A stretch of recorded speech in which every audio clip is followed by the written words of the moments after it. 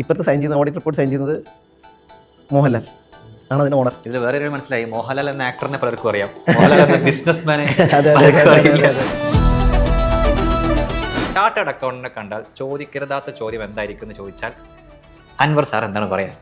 എത്രയുണ്ട് വരുമാനം, അല്ലാതെ എത്ര കിട്ടും? CA പഠിക്കുന്ന ഒരു കുട്ടിക്ക് വേണ്ടിയിട്ട് മാതാപിതാക്കൾ നിർബന്ധമായും കൺസിഡർ ചെയ്യേണ്ട അല്ലെങ്കിൽ പ്രൊവൈഡ് ചെയ്യേണ്ട 1-2 കാര്യങ്ങൾ പറയാൻ പറഞ്ഞാൽ എന്തായിരിക്കും? ഫസ്റ്റ് വൺ മനസ്സമാധാനാണ്, ഇവരായിട്ട് പ്രഷർ ചെയ്യരുത്. അപ്പോൾ സയൻസിൽ നിന്ന് വന്ന കുട്ടികൾക്ക് പറയാനുള്ള സംഭവമാണ് എനിക്ക് അക്കൗണ്ട്സിന്റെ ബേസിക്സ് ഇല്ല. കൊമേഴ്സിൽ നിന്ന് വന്ന കുട്ടികൾ പറയുന്ന സംഭവമാണ് ഞങ്ങൾക്ക് മാത്സ് വർക്ക് ആവില്ല. സയൻസ് എടുത്ത ഒരുപാട് പിള്ളേർ എൻ്റെ വന്നിട്ട് പറഞ്ഞാൽ അറിയും ഇത്ര എളുപ്പമാണല്ലേ അക്കൗണ്ട്സ്.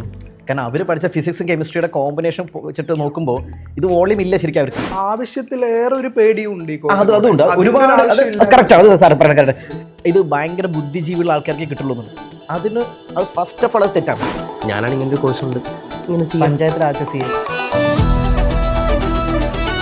കോൺഫിഡൻസ് ഇല്ലായ്മയാണ് ഇപ്പോഴത്തെ സ്റ്റുഡൻസിൽ നമ്മൾ കാണുന്ന ഏറ്റവും വലിയ പ്രശ്നം. കാരണം ഒരു ആൾക്കാരൊരു മിത്ത് ക്രിയേറ്റ് ചെയ്ത് വെച്ചിട്ടുണ്ട്, CA ഭയങ്കര ടഫാണ്. സന്തോഷത്തോടെ പറയാൻ പറ്റും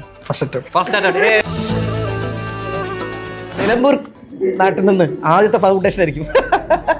ആദ്യത്തെ അറ്റംപ്റ്റിൽ നിലമ്പൂർ കാടുകളിൽ നിന്ന് അല്ലല്ല, CA പാസ്സായപ്പോഴേ ഫ്ലെക്സ് ഇട്ടിട്ട് നമ്മുടെ നാട്ടിൽ നിന്നും ആദ്യമായി CA ആയെന്നൊക്കെ പറഞ്ഞിട്ട് ഭയങ്കര ഓൾറെഡി അവർ പഠിച്ചിട്ടുണ്ടാവും. 20% ബൗൺസർ ഉണ്ടാവും. എന്തായാലും തലയുടെ മുകളിൽ കൂടെ പോകും.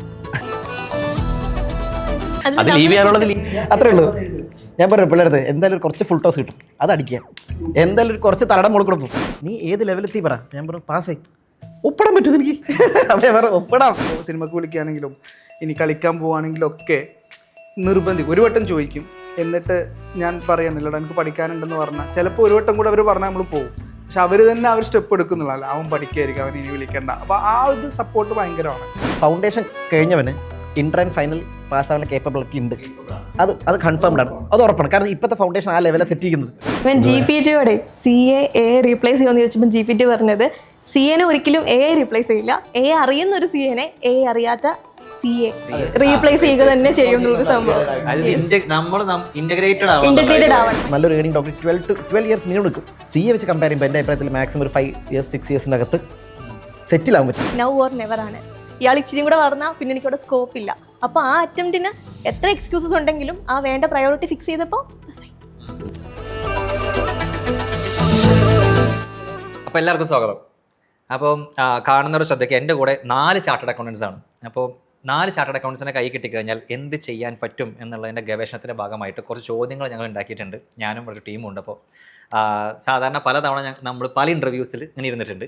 അതിലൊന്നും പ്രതിപാദിക്കാത്ത +2 കഴിഞ്ഞ് CA എടുക്കാൻ ആഗ്രഹിക്കുന്ന, ഡിഗ്രി കഴിഞ്ഞ് CA എടുക്കാൻ ആഗ്രഹിക്കുന്ന, ഇപ്പോൾ CA പഠിച്ചുകൊണ്ടിരിക്കുന്ന വിദ്യാർത്ഥികൾക്കൊക്കെ കണക്ട് ചെയ്യാൻ പറ്റുന്ന, അല്ലെങ്കിൽ അവരുടെ പാരൻസിന് ഒക്കെ കണക്ട് ചെയ്യാൻ പറ്റുന്ന യൂസ്ഫുൾ ആയിട്ടുള്ള കുറേ കാര്യങ്ങൾ വ്യത്യസ്തമായ രീതിയിൽ അവതരിപ്പിക്കുക എന്നുള്ളതാണ് ഞങ്ങളുടെ ശ്രമം. നിങ്ങൾ സഹകരിക്കണം എന്നുള്ളതാണ്. Okay, right. അപ്പോൾ ആദ്യത്തെ ചോദ്യം, ഈ ഇൻ്റർവ്യൂവിൽ അല്ലെങ്കിൽ ഒരിക്കലും ചാർട്ടേഡ് അക്കൗണ്ടൻ്റ് ആയ ഒരാളോട് ഷയാസ് ചോദിക്കരുത് എന്ന് പറയുന്നൊരു ചോദ്യം ഉണ്ടെങ്കിൽ അത് എന്തായിരിക്കും? അതായത് ഒരു ചാർട്ടേഡ് അക്കൗണ്ടൻറ്റിനെ കണ്ടാൽ ചോദിക്കരുതാത്ത ചോദ്യം എന്തായിരിക്കും എന്ന് ചോദിച്ചാൽ അൻവർ സാർ എന്താണ് പറയുക? നല്ല ചോദ്യം. ഒരു ഭയങ്കര സ്ട്രേഞ്ച് ആയിട്ടുള്ള ചോദ്യമാണ്. എനിക്ക് തോന്നുന്നു ഒരു ചാർട്ടേഡ് അക്കൗണ്ടന്റ് ചോദിക്കാൻ പാടില്ലാത്ത ചോദ്യം എന്ന് പറയുമ്പോൾ എത്രയുണ്ട് വരുമാനം, അല്ലാതെ എത്ര കിട്ടും. എല്ലാവരും ആദ്യം ചോദിക്കുന്നത് അതാണ് കാര്യം. പിന്നെ ചിലർ എന്താ പറയുക കൗതുകത്തോടെ ഇല്ലേ അറിയാൻ വേണ്ടിയിട്ടൊക്കെ ചോദിക്കുന്ന ഒരുപാട് ആൾക്കാരുണ്ട്. ഇപ്പം ഞാൻ ഈ അടുത്തായിട്ട് പോയപ്പോൾ വീട് പണി നടക്കുന്നുണ്ട്. അപ്പോൾ വീട് പണിൻ്റെ നൈബറായിട്ടുള്ള വ്യക്തി വന്നിട്ട് ചോദിച്ചത് വെച്ചാൽ ആദ്യം ചോദിച്ചതെന്ന് വെച്ചാൽ നിനക്ക് ഈ കടമൊക്കെ വെച്ചിട്ട് ഇതെങ്ങനെ അടയ്ക്കാൻ പറ്റും എന്ന് ചോദിച്ചു. അപ്പോൾ ഞാൻ പറഞ്ഞു കുഴപ്പമൊന്നുമില്ല. അപ്പോൾ പുള്ളിക്ക് വരുമാനം അറിയണം. നേരിട്ട് ചോദിക്കുന്നില്ല. അപ്പോൾ എത്ര EMI ഉണ്ട്, അപ്പോൾ എത്ര കിട്ടും. അപ്പോൾ പുള്ളിയുടെ ഇൻകം ടാക്സ് ഞാനാണ് ഫയൽ ചെയ്യുന്നു. അപ്പോൾ എനിക്ക് പുള്ളിയുടെ ഇൻകം അറിയാം. അപ്പോൾ പുള്ളിക്ക് റെസിപ്രോക്കൽ തിരിച്ചറിയണമല്ലോ. അപ്പോൾ പുള്ളിക്കാരൻ ഒരു എമൗണ്ട് കിട്ടും. ആദ്യം ഒരു 50 കിട്ടും ഒരു മാസം. ഞാൻ പറഞ്ഞു ഇല്ല, അതിൽ കൂടുതൽ കിട്ടും. ഒരു 75. ഞാൻ പറഞ്ഞു കൂടുതൽ കിട്ടും. 1 ലക്ഷം മുഴുവൻ പുള്ളിക്ക് ഡിപ്രഷനായി. അതുകൊണ്ട് അത് ചോദിക്കാതിരിക്കുകയാണ് നല്ലതോളൂ അല്ലേ. 1 ലക്ഷം എന്നുള്ളത് ഞാൻ ആക്ച്വലി പറയുകയാണെങ്കിൽ നമ്മൾ ശമ്പളം കൊടുക്കുന്ന ഫിഗറാണ്. അപ്പോൾ നമ്മുടെ ഇൻകം അല്ലല്ലോ, നമ്മുടെ ഫേമിലുള്ള ആൾക്കാർക്ക് ശമ്പളം കൊടുക്കുന്നതാണ്. അപ്പോൾ നൈസായിട്ട് അത് റീബൗണ്ട് ചെയ്തിരിക്കുന്നു. ഓക്കെ, വേറെ എന്തെങ്കിലും വ്യത്യസ്തമായ ഉത്തരങ്ങൾ അതിനുണ്ടെങ്കിൽ ആർക്കെങ്കിലും പറയാം, ഇല്ലെങ്കിൽ അടുത്ത ചോദ്യത്തിലേക്ക് പോട്ടെ. അല്ല, പൊതുവേ ചാർട്ടേഡ് അക്കൗണ്ട്സിനെ സംബന്ധിച്ച് എംപ്ലോയി ആയിട്ട് നിൽക്കുന്ന ഒരാൾക്കാരെ സംബന്ധിച്ച് ഒരു കറക്റ്റ് ഫിഗർ പറയാൻ വേണ്ടി പറ്റും. അല്ലാതെ പ്രാക്ടീസിങ് ആൾക്കാരെ സംബന്ധിച്ച് ഇപ്പം നമ്മളെപ്പോലെ ടീച്ചേഴ്സിനെ സംബന്ധിച്ചൊക്കെ പൊതുവെ നമ്മുടെ എഫേർട്ടാണ് നമ്മുടെ റിട്ടേൺ. കൂടുതൽ വർക്ക് ചെയ്താൽ കൂടുതൽ പേയ്മെൻറ്റ് കിട്ടും, വർക്ക് ചെയ്യുന്നില്ല എന്ന് വെച്ചാൽ അതിനനുസരിച്ച് കുറയും. പിന്നെ ഓഫീസിൻ്റെ ഒരു വരുമാനം ഒരു സൈഡ് കാണും. ഒരിക്കലും കറക്റ്റ് ഒരു ഫിഗർ നമുക്ക് പറയാൻ വേണ്ടി ഒരു ആനുവലി ഒരു എമൗണ്ട് നമുക്ക് പറയാൻ പറ്റുമെന്നല്ലാതെ, കാരണം സീസണിലനുസരിച്ച് വേരി ചെയ്യും. ഇപ്പോൾ ഓഫീസിൽ ചില സീസണിൽ നല്ല വരുമാനം കാണും, ചില സീസണിൽ അത് കുറവുള്ള സമയം കാണും. പിന്നെ ടീച്ചിങ്ങിൽ നല്ല ക്ലാസ് കൂടിയ സമയം കാണും, കുറഞ്ഞ സമയം കാണും. അപ്പം പൊതുവേ എല്ലാ സ്റ്റുഡൻസിനും നമുക്ക് അറിയേണ്ട സാധനം സാർ എത്ര കിട്ടും. അതെ അതെ അതെ അതെ അതെ അതെ അതെ ക്ലാസ്സിൽ ഇതെല്ലാം പ്രാവശ്യം എടുത്ത് പിള്ളേർ ചോദിക്കാറുണ്ട്. ഒരു തവണ അബദ്ധം പറ്റി എനിക്ക്. ഞാൻ എൻ്റെ GSTയുടെ ഫയലിംഗ് ഇല്ലേ, അത് വെച്ചിട്ടാണ് ക്ലാസ് എടുക്കുക. ഇതാണ് ക്യാഷ് ലെജർ, ഇതാണ് ക്രെഡിറ്റ് ലെജർ എന്നൊക്കെ പണ്ട് ക്ലാസ് എടുക്കുക. അത് ഞാൻ സ്ക്രോൾ ചെയ്തപ്പോൾ അറിയാതെ ടേൺ ഓവർ വരുന്ന സംഭവം ഉണ്ടായിരുന്നു. അത് ഞാൻ വിട്ടുപോയി. ഡിസ്പ്ലേയിൽ വന്നു. ആ സെക്കൻഡ് ഞാൻ ക്ലോസ് ചെയ്തു.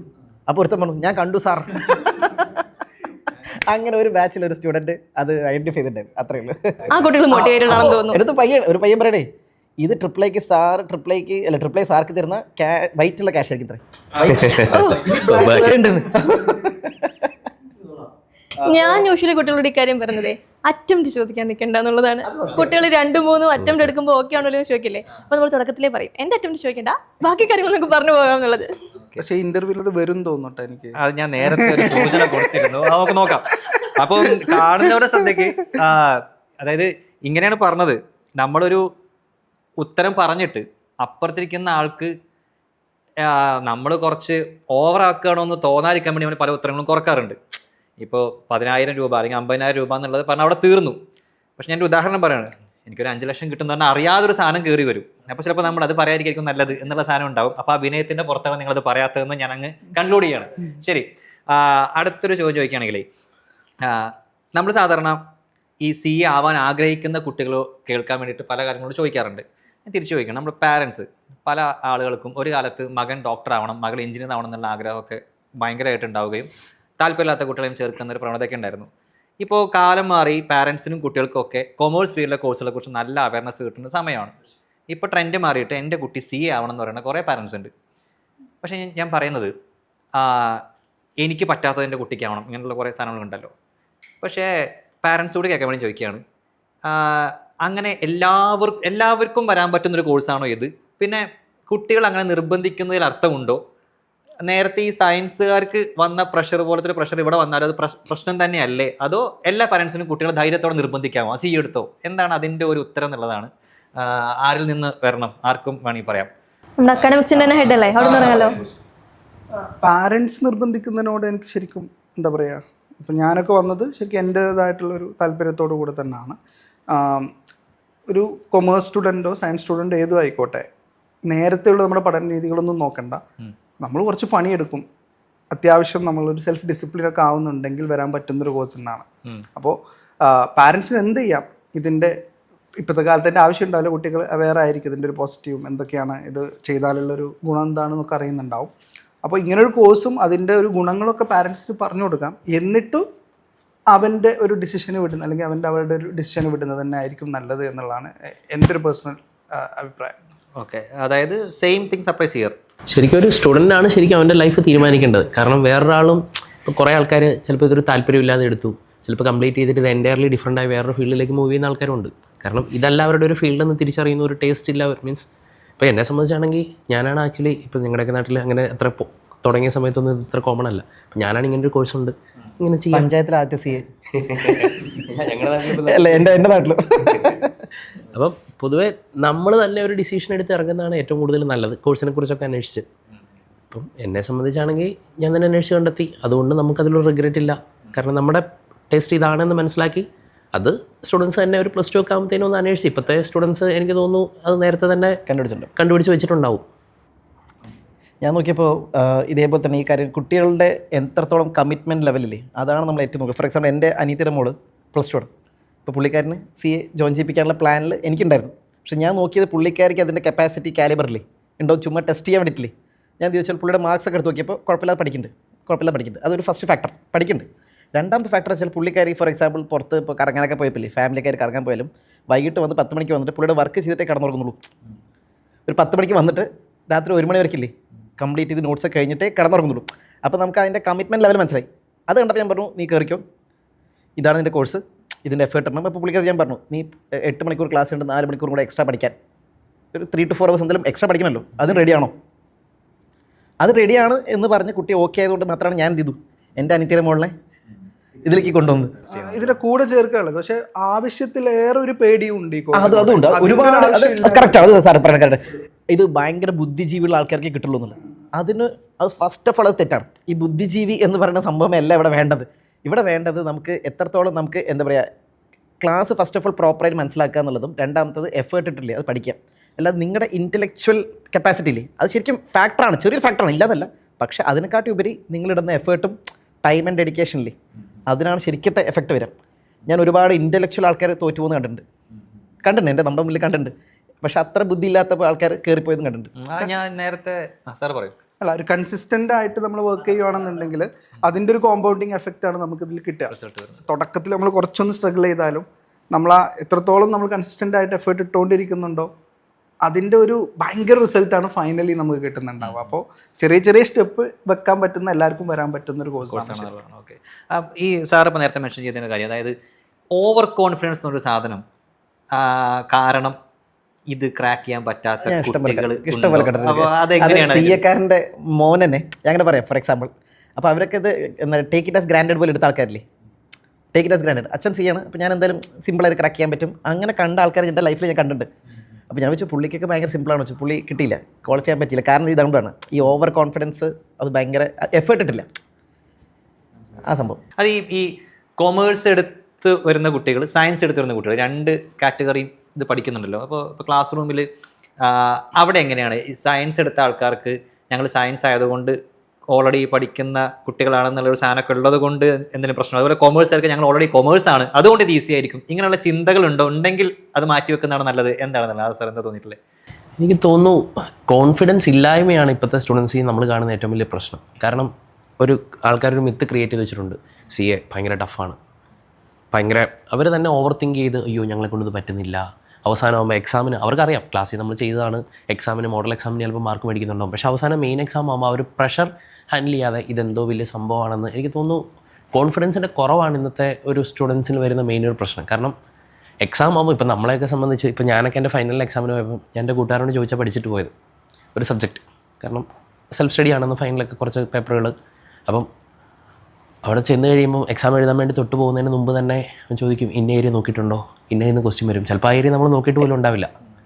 പക്ഷേ ആ എക്സാം ഞാൻ എഴുതി, പുള്ളി ഭയങ്കര ടെൻസ്ഡാണ്. ടെൻസ്ഡ് എന്ന് പറഞ്ഞാൽ പുള്ളിയുടെ സ്വന്തം ബൈക്ക് ഓടിക്കില്ല, അത് സെൽഫ് ഇല്ലാത്തതുകൊണ്ട് വണ്ടി ഇടയ്ക്ക് വല്ലതും നിന്ന് പോയാലോ എന്നൊരു ടെൻഷൻ. പിന്നെ എക്സാമിനേഷൻ ഹോളിൽ കയറുന്നതിന് തൊട്ട് മുമ്പ് വരെ എല്ലാം നോക്കിയിട്ട് കറക്റ്റ് ബെല്ലടിക്കുമ്പോൾ കയറുന്നുണ്ടല്ലോ. നമ്മളെ സംബന്ധിച്ചാണെങ്കിൽ പോകുമ്പോൾ തന്നെ നമ്മൾ ബുക്കൊക്കെ ഒന്ന് മാറ്റി വെച്ചിട്ട് പോകും.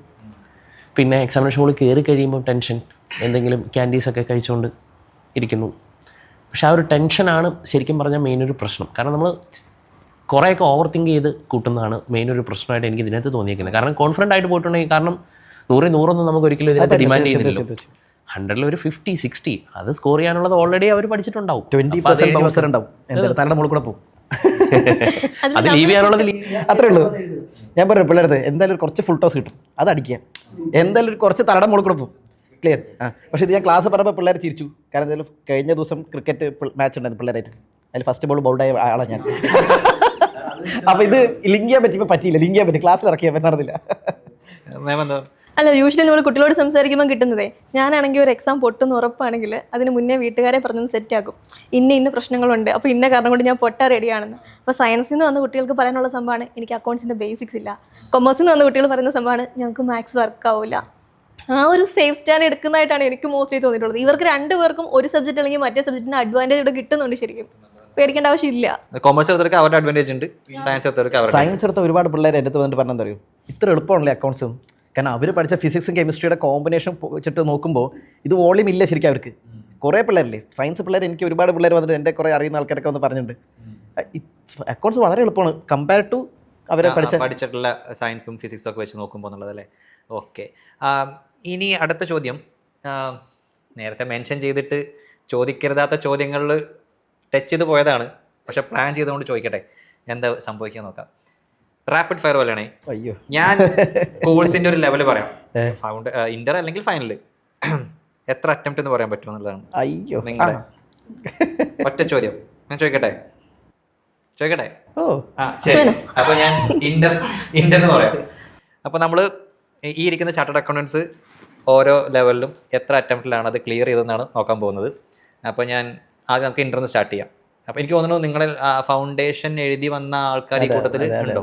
ഫൗണ്ടേഷൻ എല്ലാവരും ഫൗണ്ടേഷൻ തന്നെയാണ്. ഓക്കെ, അപ്പോൾ അവിടെ സ്റ്റാർട്ട് ചെയ്യാം. സോറി, ഞാൻ പെട്ടെന്ന് വിചാരിച്ചേ എല്ലാവരും ഡിഗ്രി കഴിഞ്ഞിട്ട് അങ്ങനെ വന്നതായിരിക്കും. അന്ന് ഫൗണ്ടേഷൻ നമ്മുടെ സമയത്ത് വേറൊരു പേരാണ് CPT ആയിരുന്നു അല്ലേ? ഓക്കെ, അപ്പോൾ ഫൗണ്ടേഷൻ സ്റ്റാർട്ട് ചെയ്യാം. ഓക്കെ, ഫൗണ്ടേഷൻ ആശു സാർ നിങ്ങൾ സ്റ്റാർട്ട് ചെയ്യാം. ഫൗണ്ടേഷൻ എത്ര അറ്റംപ്റ്റിൽ ക്ലിയർ ചെയ്തു? ഫൗണ്ടേഷൻ എനിക്ക് വളരെ എന്താ പറയുക സന്തോഷത്തോടെ പറയാൻ പറ്റും. First attempt. Class class. Nilambur നാട്ടിൽ നിന്ന് ആദ്യത്തെ ഫൗണ്ടേഷൻ ആയിരിക്കും. ആദ്യത്തെ അറ്റംപ്റ്റിൽ നിലമ്പൂർ കാടുകളിൽ നിന്ന്. അല്ലല്ല, CA പാസ്സായപ്പോഴേ വലിയൊരു ഫ്ലെക്സ് ഉണ്ടായിരുന്നു നമ്മുടെ നാട്ടിൽ. നമ്മളെ ഫ്രണ്ട്സ് തന്നെ കളിയാക്കുന്നുണ്ട്. ഫ്ലെക്സ് ഇട്ടിട്ട് നമ്മുടെ നാട്ടിൽ നിന്നും ആദ്യമായി CA ആയെന്നൊക്കെ പറഞ്ഞിട്ട് ഭയങ്കര എൻ്റെ കൂടെ ക്രിക്കറ്റ് കളിക്കുന്ന ചേട്ടനെ ഞാൻ പാസ്സായി പറഞ്ഞിട്ട് വിശ്വസിക്കുന്നില്ല. പുള്ളി ഇപ്പോഴും നമ്മൾ ആ ചെറിയ പയ്യൻ എന്നുള്ള ചിന്തയില്ലേ. അപ്പോൾ എനിക്ക് തോന്നേ നീ ഏത് ലെവലെത്തി പറ. ഞാൻ പറഞ്ഞു പാസ്സായി. ഒപ്പിടാൻ പറ്റും എനിക്ക്. അപ്പോൾ ഞാൻ പറഞ്ഞു ഒപ്പിടാം. അപ്പോൾ പുള്ളിക്ക് വിശ്വസിക്കാൻ പറ്റത്തില്ല എന്നുള്ള സിറ്റുവേഷൻ. എനിക്ക് പ്രശ്നം കല്യാണാലോചനയുടെ സമയത്തായിരുന്നു. കല്യാണം കഴിക്കുമ്പോൾ CA ഒറിജിനൽ ആണോ? അയാൾ എന്റെ മെമ്പർഷിപ്പ് നമ്പർ ഒക്കെ വാങ്ങിച്ചു. ആദ്യം കല്യാണം ആലോചിച്ചൊരാണ് മെമ്പർഷിപ്പ് നമ്പർ വാങ്ങിച്ച് അന്വേഷിച്ചിട്ടൊക്കെയാണ് ഉറപ്പിച്ചത് ശരിക്കും CA അയക്കണം എന്നുള്ളത്. ഞാൻ ക്വാളിഫൈ ചെയ്ത് കഴിഞ്ഞിട്ട് ടീച്ചിങ്ങിലേക്കല്ലേ ആദ്യം വന്നേ. അപ്പോൾ അവിടെ ക്ലാസ് എടുക്കാൻ പോയപ്പം ഫാക്കൾട്ടീസിന് ഒരു സ്റ്റേയും സ്റ്റുഡൻസിന് വേറൊരു സ്റ്റേയുമാണ്. ഞാൻ ഫാക്കൾട്ടി സ്റ്റേയുടെ കീ വാങ്ങിക്കാൻ ചെന്നിട്ട് ആ ഓണർ ജന്മം ചെയ്ത തരത്തില്ല, സ്റ്റുഡൻസിന് ഇത് തരാൻ പറ്റില്ല. പിന്നെ സാറിനെ വിളിച്ചുകൊണ്ട് വന്നിട്ടാണ് എനിക്ക് കീ തന്നത്. തെളിവുണ്ട്. അതെ അതെ, ഞാൻ ഈ മെമ്പേഴ്സിൻ്റെ പ്രോഗ്രാമിൽ ഇതുപോലെ ജയിച്ച ദിവസം തന്നെ ഇല്ലേ, ജയിച്ച ദിവസം 2 ദിവസമായിട്ടുള്ളൂ ഞാൻ മെമ്പർഷിപ്പ് നമ്പർ കിട്ടുമല്ലോ. അപ്പോൾ മെമ്പേഴ്സിൻ്റെ പരിപാടി ഉണ്ടായിരുന്നു. അപ്പോൾ മെമ്പേഴ്സിൻ്റെ പരിപാടി പോകാൻ നമുക്ക് ഭയങ്കര സന്തോഷമുള്ള കാര്യമുള്ളൂ. അപ്പോൾ ഞാൻ പോയപ്പോൾ എനിക്ക് ഫസ്റ്റ് ഇപ്പോൾ ഓർമ്മയുണ്ട്, സ്റ്റുഡൻസിൻ്റെ ആ ലിസ്റ്റ് എഴുതി തന്നു. SRO നമ്പർ എഴുതി പറഞ്ഞു. ഞാൻ പറഞ്ഞു ഇതല്ല വേണ്ട, എനിക്ക് മെമ്പർഷിപ്പ് നമ്പറിൻ്റെ പേപ്പർ തരുമോ കേട്ടോ. അതേ തരുന്നില്ല. ഞാൻ പറഞ്ഞു മെമ്പർഷിപ്പ് നമ്പർ വന്നു, മെയിൽ കാണിച്ചെടുത്തു, നമ്പർ തന്നു. അപ്പോൾ അവർ തന്നു അതിൽ ഇരിക്കുന്നില്ലേ. കയറി ഇരുന്ന സമയത്ത് എല്ലാവരും ഫ്രണ്ട് റോ സീനിയേഴ്സ് ആയിരിക്കുന്നു, ബാക്കിലൊക്കെയാണ് പുതിയ പിള്ളേർക്ക് ഒതുക്കി. ഞാൻ ചെയ്തു കൺവെൻഷൻ മാറ്റാം, ഞാൻ തന്നെ ഫ്രണ്ടിൽ പോയിരുന്നു ഇരിക്കാം. അതിനിപ്പോൾ പ്രത്യേകിച്ച് ഓർഡറൊന്നുമില്ല. അതല്ല, പ്രത്യേകിച്ച് ഓർഡറൊന്നുമില്ലല്ലോ.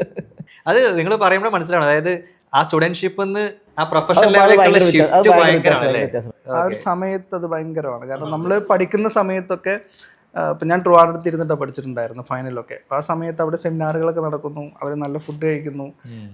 ആ സമയത്ത് അത് കഴിഞ്ഞതിന് ശേഷം ബാക്കിയുള്ള ഫുഡ് നമ്മൾ പോയി കഴിക്കുന്നു. അപ്പോഴൊക്കെ നമ്മുടെ ഒരു ആഗ്രഹം മെമ്പറായിട്ട് ഒന്ന് സെമിനാറിന് വരണം എന്നുള്ളൊരു ആഗ്രഹമൊക്കെ ആ സമയത്ത് ഉണ്ടാവും.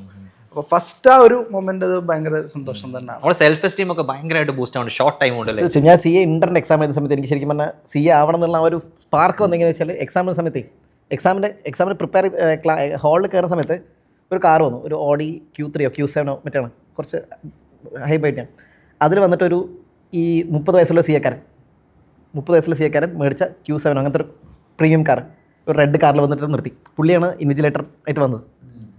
അപ്പോൾ നമ്മളെ മൈൻഡിൽ ഇപ്പോഴും ഓർമ്മയുണ്ട് ആ കാറിൽ വരുന്നതും പുള്ളിയുടെ എൻട്രിയും. അപ്പോൾ ആ ഏജിൽ അത് മേടിക്കാൻ പറ്റി എന്നുള്ള സാധനമില്ലേ നമ്മുടെ മൈൻഡിൽ സ്ട്രൈക്ക് ചെയ്തു. ഞാൻ പിന്നെ പുള്ളിയെ പരിചയപ്പെട്ടു. അപ്പോൾ പുള്ളി ഇങ്ങനെ കാര്യമൊക്കെ പറഞ്ഞു, 5 years പ്രാക്ടീസ് എന്നൊക്കെ പറഞ്ഞു. അപ്പോൾ നമ്മുടെ മൈൻഡിൽ സ്ട്രൈക്ക് ചെയ്ത കാര്യം നമ്മൾ ആശുസാനം തുടങ്ങിയിട്ടേ അങ്ങനെ അങ്ങോട്ട് കാട് കയറി പോയി. കുറച്ചുകൂടി ചോദിക്കാനുണ്ട്. ഓക്കെ, അടുത്തത് ചെസ് നമ്പർ 2 ഫൗണ്ടേഷൻ. ഫസ്റ്റ് അറ്റംപ്റ്റിൽ ഫസ്റ്റ് തന്നെ ക്ലിയർ ചെയ്തതാണ് അഖില മാം. നമുക്ക് ഫൗണ്ടേഷൻ കൊണ്ട് ക്വസ്റ്റ്യൻ നിർത്തിയാലോ? ഞാൻ വെയിറ്റ് ചെയ്യുന്നതല്ലേ ഫൗണ്ടേഷൻ ഒക്കെ എന്ത്. അടുത്തത് സാറേ, അതോ സാറേ ഫൗണ്ടേഷൻ ഫസ്റ്റ്. എനിക്ക് തോന്നുന്നു നമ്മുടെ ആ ഒരു സമയത്ത് ഫൗണ്ടേഷൻ കുറച്ചുകൂടെ ഒന്ന് ലിബറൽ ആയിരുന്നു, കുറച്ചുകൂടെ ഒരു ഡിസ്ക്രിപ്റ്റീവ് ഇല്ല, നമുക്ക് MCQs മാത്രമേ ഉണ്ടായിരുന്നുള്ളൂ. അപ്പൊ നിങ്ങൾ ഇത് കേട്ടിട്ട് ഇപ്പോഴത്തെ ഫൗണ്ടേഷനെ ജഡ്ജ് ചെയ്യരുത്. ഇതൊക്കെ സിമ്പിൾ ആണ് എന്ന് പറയുന്ന കാര്യം. Real CA start from there actually. Okay, അങ്ങനെയുള്ളതാണ്. സാറോടി പറഞ്ഞു കഴിഞ്ഞാൽ എൻ്റെ സെക്കൻഡ് അറ്റംപ്റ്റ് ഞാൻ മാത്രം ഡിഫറെൻ്റ് ഉള്ളൂ. ഓക്കെ, അപ്പോൾ 1, 2 ഇത്രയല്ലോ എന്നുള്ളത്. അപ്പോൾ എല്ലാവർക്കും എൻ്റെ വക ഒരു ക്ലാപ്പ്. ശരി, നല്ല സ്റ്റുഡൻസ് ആയിരുന്നു. അങ്ങനെയാണെങ്കിൽ ഇന്ററിലേക്ക് വരുമ്പോൾ വി വിൽ സ്റ്റാർട്ട് ഫ്രം ആദോ സാറേ. ഇന്റർ എത്ര അറ്റംപ്റ്റ്? ഇന്ററും ഫസ്റ്റ് തന്നെ നടന്നു. അതാ ഫൗണ്ടേഷൻ കൊണ്ട് നിർത്താൻ ചെറിയ വിഷമമുണ്ടായിരുന്നു. ഓക്കെ, അങ്ങനെയാണെങ്കിൽ അടുത്ത കോമ്പറ്റീഷൻ ഉള്ളത് എനിക്കൊരു ആസിഫ് ഉണ്ട്. Okay, Akhila ma'am. ഞാൻ ഫസ്റ്റ് ഗ്രൂപ്പ് ഫസ്റ്റ് അറ്റംപ്റ്റിലും സെക്കൻഡ് ഗ്രൂപ്പും തേർഡ് അറ്റംപ്റ്റിലും അങ്ങനെയാണ്. തേർഡ് അറ്റംപ്റ്റിലാണ്. Okay, second group. ഓക്കെ, ഞാനും ടോട്ടലി തേർഡ് അറ്റംപ്റ്റ് എടുത്തു, 2 ഗ്രൂപ്പും കൂടെ പാസ്സാവാൻ. ഇതേപോലെയാണ്, ഒരു ഗ്രൂപ്പ് 2 അറ്റംപ്റ്റ്, ഒരു ഗ്രൂപ്പ് 2 അറ്റംപ്റ്റ്. ഫൈനൽ കൂടി ചോദിക്കട്ടെ, ബെസ്റ്റ് സ്റ്റുഡന്റിനുള്ള അവാർഡ് ഒക്കെ കൊടുക്കുന്നുണ്ട്. അടുത്തത് അങ്ങനെയാണെങ്കിൽ ഫൈനല് നമുക്ക് ആറ് സാറിന്റെ അവസാനം ചോദിക്കാം. Starting from here final group wise ആണ്. First group second attempt, second group third attempt, totally 5 5 അറ്റംപ്റ്റുകൾ മൊത്തം എടുത്തിട്ടുണ്ട് എന്നുള്ളതാണ്. 5 ഫൈനലിൽ. Okay, Akhila ma'am. ഞാൻ first group third attempt, then fifth അറ്റംപ്റ്റിൽ സെക്കൻഡ്. ഓൾമോസ്റ്റ് സെയിം ആണ്. ഓക്കെ, അപ്പോൾ മൊത്തം 5 അറ്റംപ്റ്റ്. സാറ് ഞാൻ 2+2 4. 4 അറ്റംപ്റ്റ്. ബെറ്റർ ആയി. അതായത് ആദ്യത്തെ 2 പിന്നെ 2 അങ്ങനെ. ഒരാൾ മാത്രം ബാക്കി. പക്ഷെ ആദ്യത്തെ 2 തോറ്റത് അഗ്രിഗേറ്റിലാണ് കേട്ടോ. 191 194. പക്ഷെ തോറ്റത് പക്ഷെ അത് തോൽവിയായിട്ട് നമുക്ക് സമ്മതിക്കാനില്ലേ, അത് പ്രശ്നം കേട്ടോ. ഈ സാധനം 193 ഒക്കെ കാണുമ്പോഴേ അല്ലേ ആസിഫെ, നമുക്കൊരു അങ്ങോട്ടും ഇല്ല ഇങ്ങോട്ടും ഇല്ല അവസ്ഥ. ബൗണ്ടറിയിൽ വന്ന് നിന്നവരുണ്ട്. ഓക്കെ, പറഞ്ഞോളൂ സാർ. എൻ്റെ first group first attempt clear ആയി. അപ്പോൾ ഒരു പൊതുവെ നമുക്കൊരു കൊള്ളാം. പക്ഷേ സെക്കൻഡ് ഗ്രൂപ്പ് ഒരു 3 അറ്റംപ്റ്റ് എടുത്തു. അപ്പോൾ ആ ഒരു സാർ അപ്പോഴേ ടീച്ചിങ് തുടങ്ങിയായിരുന്നു തോന്നുന്നു അല്ലേ? ഞാൻ ശരിക്കും ഇന്റർമീഡിയറ്റ് കഴിഞ്ഞ സമയം തൊട്ട് ടീച്ചിങ് ഉണ്ട്. ഏണിങ് തുടങ്ങിയിട്ടുണ്ട്. ഏണിങ് അല്ല, ക്ലാസ് ഒക്കെ അല്ല, എന്നാലും സെക്കൻഡ് ഗ്രൂപ്പ് ഒരു 3 അറ്റംപ്റ്റ് എടുത്തു. അങ്ങനെ ടോട്ടൽ 4 അറ്റംപ്റ്റ്. ഓക്കെ, ഇനി ഒരു 2 ക്വസ്റ്റ്യൻസ്.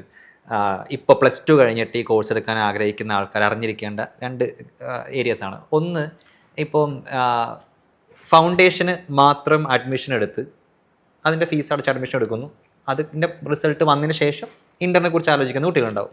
പക്ഷേ ചില കുട്ടികളെങ്കിലും 2-നും കൂടെ അഡ്മിഷൻ എടുക്കുന്നുണ്ടാവും. അത് ഫൗണ്ടേഷനും ഇൻ്ററിനും ഒരുമിച്ച് അഡ്മിഷൻ ബ്ലോക്ക് ചെയ്യുന്ന, ചിലപ്പോൾ അങ്ങനെ എടുക്കുമ്പോൾ ഫീസ് കുറവാണെന്നുള്ള, കോച്ചിങ് ഫീസ് കുറവാണെന്നുള്ള കാരണം കൊണ്ട് എടുക്കുന്ന ആൾക്കാരുണ്ട്. ഞാൻ ചോദിക്കുന്നത്, എന്തായിരിക്കും ഒരു വൈസ് ആയിട്ടുള്ള ഡിസിഷൻ? ഫൗണ്ടേഷന് മാത്രം എടുത്തത് കഴിഞ്ഞിട്ട് ഇൻ്റർ ചെയ്യാമെന്ന് തീരുമാനിക്കുന്നതാണോ, ഒരുമിച്ച് എടുക്കുന്നതാണോ നല്ലതെന്ന് വെച്ച് കഴിഞ്ഞാൽ എന്താണ് നിങ്ങളുടെ ഒരു വ്യൂ പോയിന്റ് എന്നാണ് എൻ്റെ question. Start from Anwar sir പറയാം. അല്ല, ICA തന്നെ ഇതിനെ 3 ഘട്ടമാക്കി വെച്ച സ്ഥിതിക്ക് അല്ലേ, എൻ്റെ അഭിപ്രായത്തിൽ എല്ലാം ഡിഫറെൻറ്റ് സബ്ജക്ട്സ് ആണ്, ഡിഫറെൻറ്റ് ലെവൽസ് ആണ്. ഫസ്റ്റ് ഓഫ് ഓൾ ഫൗണ്ടേഷനിൽ നമ്മൾ പഠിച്ചിട്ടാണ് ഇൻ്ററിൽ വരുമ്പോൾ നമുക്കില്ലേ കുറച്ചും കൂടെ കൺസെപ്ച്വൽ നോളജ് വെച്ച് അപ്ലൈ ചെയ്തിട്ടില്ലേ കുറച്ച്, പിന്നെ ഫൈനൽ എത്തുമ്പോൾ കേസ് സ്റ്റഡി ബേസ്ഡ് ആവും. ഇത് 3 ഘട്ടമാണല്ലോ. അപ്പോൾ എൻ്റെ അഭിപ്രായത്തിൽ സെപ്പറേറ്റ് ആയിട്ട് തന്നെ ഓക്കെ, ക്ലിയർ ചെയ്തിട്ട് പോകുന്നത് നല്ലതാണ്. ICA ശരിക്കും ഒരു ഫിൽറ്ററിംഗ് അല്ലേ ചെയ്യുന്നത് ഫൗണ്ടേഷൻ ലെവലിൽ? നമ്മൾ ഈ കോഴ്സിന് ഫിറ്റ് ആണോ അല്ലയോ എന്നാണ് നോക്കുന്നത്. അപ്പം ബെറ്റർ ആ ഒരു ഫിൽറ്ററിംഗ് കഴിഞ്ഞിട്ട് നമ്മൾ അടുത്ത ഡിസിഷൻ എടുക്കുന്നതല്ലേ? അല്ല, ഇപ്പോൾ നമുക്ക് ഓൾ ഇന്ത്യ പാസ് പെർസെൻറ്റേജ് വെച്ച് നോക്കുകയാണെങ്കിൽ കൂടെ നമ്മൾ നോക്കുകയാണെങ്കിൽ ഇപ്പോൾ ട്രിപ്പിൾ ഒക്കെ അതിനെക്കാട്ടി മുകളിലുള്ള സ്റ്റാൻഡേർഡ് സെറ്റ് ചെയ്തിരിക്കുന്നത്. പക്ഷേ എന്നാലും നമ്മൾ നോക്കുകയാണെങ്കിൽ എന്താ പറയുക, അങ്ങനത്തെ ക്വാളിറ്റി സ്റ്റുഡൻസ് മാത്രം എൻട്രി ചെയ്താൽ മതി എന്നുള്ളതാണ് ICAയുടെ ശരിക്കത്തെ ഒരു വ്യൂ. ഫിൽട്രേഷൻ പ്രോസസ്സ് തന്നെ പറയാം, കറക്റ്റ് തന്നെയാണ്. 15 to 20 അല്ലെങ്കിൽ 25, 30 ഇതാണ് ഒരു പാസ് പെർസെൻറ്റേജ് വരുന്നത്. അപ്പോൾ എല്ലാ സ്റ്റുഡൻസും ടോട്ടലി ഇതിപ്പോഴേ എന്താ പറയുക ഫൗണ്ടേഷൻ ഇൻ്ററും കൂടെ എടുക്കുക എന്ന് പറയുന്നത് ശരിക്കും അത്ര ഒരു ഹെൽത്തി ഇതായിട്ടുള്ള ഒരു ഡിസിഷൻ ആയിട്ട് തോന്നുന്നില്ല എന്നുള്ളതാണ്. പിന്നെ നേരത്തെ പറഞ്ഞതുപോലെ ഞങ്ങൾ പഠിച്ച പോലത്തെ ഫൗണ്ടേഷനും അല്ല ഇപ്പോൾ, കുറച്ചും കൂടെ പിന്നെ അടിപൊളി കുട്ടികളാണ് വരുന്നത്. ഇപ്പോൾ +2 കഴിഞ്ഞിട്ട് വിത്തിൻ സെപ്റ്റംബറിൽ തന്നെ ആദ്യത്തെ അറ്റംപ്റ്റ് വരുന്നത് ശരിക്കും സെപ്റ്റംബറിലാണ്. ആ സമയം കൊണ്ട് തന്നെ ക്ലിയർ ചെയ്തെടുക്കുന്ന നല്ല അടിപൊളി കുട്ടികളാണ് ഇതിലോട്ട് വരുന്നും ചെയ്യുന്നത്. അപ്പോൾ ഇവിടെ ശരിക്കും അങ്ങനെ എന്ത് ചെയ്യണ്ട, കഴിഞ്ഞിട്ട് എടുത്താൽ മതി എന്ന ഡിസിഷൻ. എന്തിനാണ് ശരിക്കും എനിക്ക് തോന്നുന്നത് പൊതുവെ ഫൗണ്ടേഷൻ ആ ഒരു മാർക്കറ്റിങ്ങിൻ്റെ ബേസിലായിരിക്കും ചിലപ്പോൾ ഒരു സ്റ്റുഡൻറ്റ് അഡ്മിഷൻ എടുക്കുന്നത്. CAയിലേക്ക് വന്നു കഴിയുമ്പോഴാണ് ചിലപ്പോൾ നമ്മൾ അറിയുന്നത് അവിടെ നല്ല ക്ലാസ് ഉണ്ട്, അവിടെ നല്ല ഫാക്കൽറ്റീസ് ഉണ്ട്, അവിടെ നല്ല പാസ് പെർസെൻറ്റേജ് ഉണ്ട്. പക്ഷേ ഓൾറെഡി നമ്മൾ ഫൗണ്ടേഷൻ ഒരിടത്ത് അഡ്മിഷൻ എടുത്തു, അതിൻ്റെ ഒപ്പം ഇൻ്റർനെറ്റ് ഫീസ് കൂടെ അടച്ചു, പിന്നെ നമുക്ക് അവിടെ നിന്ന് മാറാനും പറ്റത്തില്ല, ഇവിടെ നിൽക്കുകയും വേണം. ചിലപ്പോൾ ഒരു സ്റ്റുഡൻറ്റിന് 1 അറ്റംപ്റ്റ് കിട്ടിയില്ല, 2 അറ്റംപ്റ്റ് കിട്ടിയില്ല, ഫീസ് അടച്ചു എന്നുള്ള പ്രഷർ ഓട്ടോമാറ്റിക്കലി വരും. ചിലപ്പോ ഒരു കുട്ടിക്ക് ഫൗണ്ടേഷൻ പഠിക്കുമ്പോഴായിരിക്കും മനസ്സിലാവുക. ഇൻസ്റ്റിറ്റ്യൂട്ടിന്റെ ഉദ്ദേശവും ശരിക്കും അങ്ങനെ തന്നെ. അതായത് ഫൗണ്ടേഷൻ പഠിച്ചു തുടങ്ങുമ്പോൾ ഇത് എന്റെ കപ്പ് ഓഫ് ടീ ആണോ എന്നുള്ള ഒരു ഇതൊരു ശരിക്കും ഒരു സ്റ്റുഡന്റിന് മനസ്സിലാക്കാൻ പറ്റുന്ന ഒരു പീരീഡ് ആണ്. 1 to 2 ഇയേഴ്സിനകത്ത് അതിന്റെ ഡിസിഷൻ എടുക്കാൻ പറ്റും, ശരിക്കും സ്റ്റിക്ക് ഓൺ ചെയ്യണോ. ഫോർ എക്സാമ്പിൾ നമ്മളിപ്പോൾ നേരത്തെ ചിലപ്പോൾ നമ്മൾ എഫേർട്ട് ഇടാത്ത അറ്റംപ്റ്റ് ആയിരിക്കും 180 അല്ലെങ്കിൽ ഒരു 5 മാർക്കിലോ 10 മാർക്ക് തോറ്റുന്നത്. അപ്പോൾ കുട്ടിക്ക് മനസ്സിലാവും, യെസ് എൻ്റെ സൈഡിൽ നിന്ന് വന്ന മിസ്റ്റേക്കാണ്, ഞാൻ ഈ എഫേർട്ട് ഇട്ടിട്ട് ഈ ചാപ്റ്റേഴ്സ് കൂടി തീർത്താൽ പാസ്സാക്കാൻ പറ്റും. ഓർ ഒരു സ്റ്റുഡൻറ്റ് എല്ലാം പഠിച്ചു, അവൻ പറയണം എൻ്റെ എഫേർട്ട് ഫുൾ ഇട്ടു, പക്ഷേ എന്നിട്ട് കിട്ടുന്നില്ല എന്ന് പറഞ്ഞാൽ ആ കുട്ടിക്ക് ചിലപ്പോൾ കിട്ടാത്തായിരിക്കും ചിലപ്പോൾ. മനസ്സിലായി. അതുപോലെ ഇപ്പോൾ ഇൻ കേസ് ഫൗണ്ടേഷൻ എഴുതി പാസ്സാവാൻ പറ്റിയതുമില്ല, പക്ഷെ ഇന്ററിന്റെ ഫീസ് അവിടെ അടച്ചിട്ടുണ്ട്, ഇത് മൊത്തത്തിലല്ലേ ചിലപ്പോൾ പാരന്റ്സിന്റെ പൈസയും പോയി എന്നുള്ള ഗിൽറ്റും കാര്യങ്ങളും ആവശ്യമില്ല എന്നുള്ളതാണ്. പ്രശ്നം എടുത്ത് വെക്കേണ്ട ആവശ്യമില്ല. ഇൻസ്റ്റിറ്റ്യൂട്ട് എന്താ പറയുക, കുറച്ച് കമ്പാരിറ്റീവ്ലി മറ്റ് കോഴ്സുകളെ അപേക്ഷിച്ച് ഫൗണ്ടേഷൻ കോഴ്സ് ടഫായിട്ടുള്ളത് CAയിലാണ് മറ്റു കോഴ്സുകളെ അപേക്ഷിച്ച്. അതിന്റെ ഉദ്ദേശം തന്നെ നേരത്തെ നമ്മൾ പറഞ്ഞു, ഞങ്ങളൊക്കെ പഠിച്ച സമയത്ത് ഇത് കുറച്ച് ഈസി ആയിരുന്നു. ആ സ്റ്റേജ് കഴിഞ്ഞിട്ട് പല കുട്ടികളും ലോക്ക് ആവുന്ന ഒരു സ്റ്റേജ് ഉണ്ടാവാറുണ്ട്.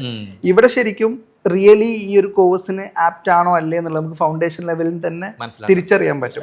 അല്ലെ, ശരിക്കും ഫൗണ്ടേഷൻ കഴിഞ്ഞവന് ഇന്റർ ആൻഡ് ഫൈനൽ പാസ്സാവാനുള്ള കേപ്പബിലിറ്റി ഉണ്ട്, അത് കൺഫേംഡ് ആണ്, അത് ഉറപ്പാണ്. കാരണം ഇപ്പോഴത്തെ ഫൗണ്ടേഷൻ ആ ലെവലിൽ സെറ്റ് ചെയ്യുന്നത്. ഇപ്പോൾ ഞാൻ എൻ്റെ അടുത്ത് കുറേ ഫാക്കൽറ്റീസും ക്വസ്റ്റ്യൻസ് ഒക്കെ ആയിട്ട് വന്നിട്ടുണ്ടായിരുന്നു. അപ്പോൾ നമ്മളിത് നോക്കുമ്പോൾ തന്നെ മനസ്സിലാവുന്നുണ്ട്. കാരണം ICA ഒരു പടി മുന്നോട്ട് ചിന്തിക്കുന്ന പിള്ളേരില്ലേ, അതായത് ABC പഠിപ്പിച്ചിട്ടുണ്ട് ക്ലാസ്സിൽ, D ആയിരിക്കും ചോദ്യമായിട്ട് വരിക. അപ്പോൾ ABC തറവാണെങ്കിൽ മാത്രമേ Dയുടെ ലോജിക്കില്ലേ അവനെ ആ 3 അവറിൻ്റെ ഉള്ളിൽ അപ്ലൈ ചെയ്യണമല്ലോ. അത് ചെയ്യണമെങ്കിൽ ഞാൻ പറയട്ടെ, അത് വേണ്ടി വരും.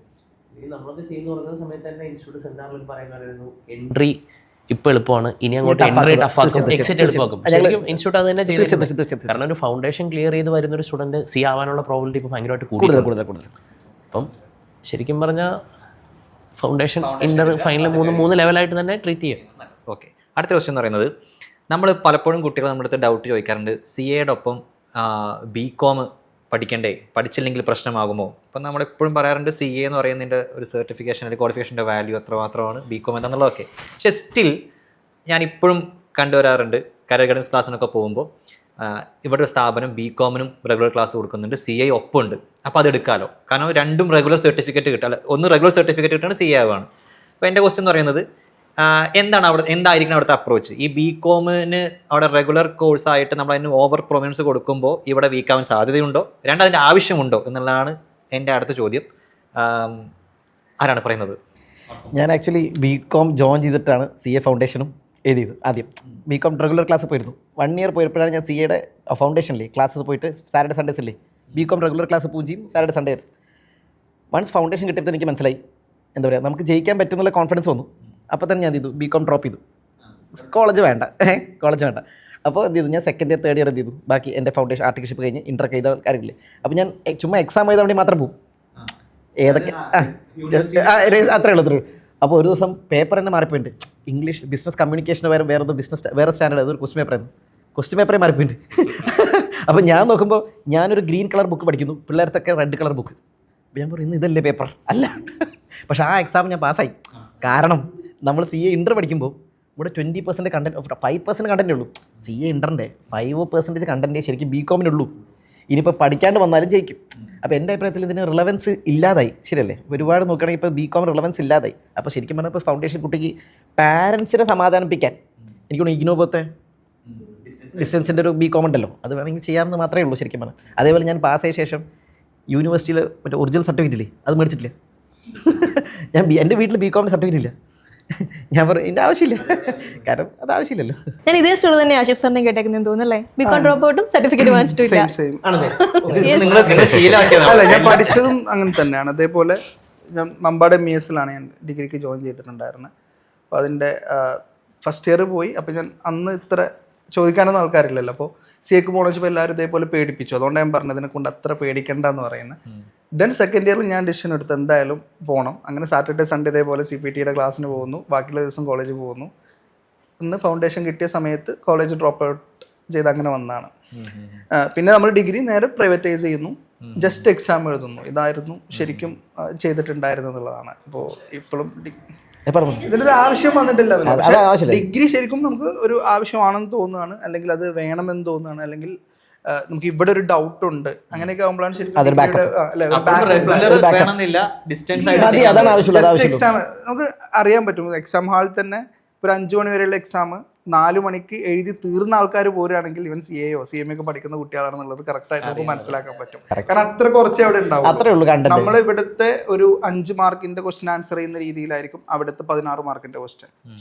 ഇതാണ് മാറ്റം. അപ്പോൾ പിന്നെ നമ്മൾ അത്ര ഇവിടെ പ്രാക്ടീസ് ചെയ്തുകൊണ്ട് തന്നെ അവിടെ നമുക്ക് ഈസി ആയിട്ട് അത് കവറപ്പ് ചെയ്യാൻ പറ്റും എന്നുള്ളതാണ്. അപ്പോൾ ഏറ്റവും വെറുതെ അതിന് ഒരു റെഗുലർ ഡിഗ്രി പോയി നമ്മുടെ സമയം കളയുന്നതിന് പകരം എന്ത് ചെയ്യുക, ഇൻ്ററിൽ അല്ലെങ്കിൽ ഫൗണ്ടേഷൻ ഇൻ്ററിൽ കോൺസെൻട്രേറ്റ് ചെയ്ത് അത് പ്രൈവറ്റൈസ് ചെയ്തിട്ടോ ജസ്റ്റ് എക്സാം മാത്രം എഴുതുന്ന ഒരു രീതിയിലോട്ട് അത് മാറ്റുക എന്നുള്ളതാണ്. പിന്നെ എനിക്ക് തോന്നിയിരിക്കുന്നത്, ഇപ്പോൾ ഞാൻ CA ഫൗണ്ടേഷൻ രജിസ്റ്റർ ചെയ്തു. അപ്പോൾ ആ സമയം തന്നെ ഒന്ന് പ്രൈവറ്റായിട്ട് ഡിഗ്രിയോടെ രജിസ്റ്റർ ചെയ്തിട്ടു. അപ്പം എക്സാം കഴിഞ്ഞൊരു ഗ്യാപ്പ് കിട്ടുന്ന സമയത്ത് നമ്മൾ ഡിഗ്രി ഒന്ന് നോക്കും. എക്സാമിൻ്റെ തലേ ദിവസം ജസ്റ്റ് ഒരു അന്നൊക്കെ ഒരു എക്സാം മെയ്റ്റ്, എക്സാം ഫ്രണ്ട് എന്നൊക്കെ പറഞ്ഞുകൊണ്ട് മെറ്റീരിയൽ ലെവൽ നമ്മൾ ഗൈഡൊന്നും കണ്ടിട്ടില്ല. പ്രീവിയസ് ഇയർ ലാസ്റ്റ് ഒരു 5 ക്വസ്റ്റ്യൻ പേപ്പർ നോക്കിയിട്ട് പോകും. പിന്നെ നമ്മൾ പഠിച്ച സബ്ജക്റ്റിനൊന്നും നമ്മളൊന്നും നോക്കേണ്ട ആവശ്യം. അതാണ് ഇൻകം ടാക്സ് അവർ ചോദിക്കുന്നത് 4 എമൗണ്ട് കൂട്ടിയാൽ മതി.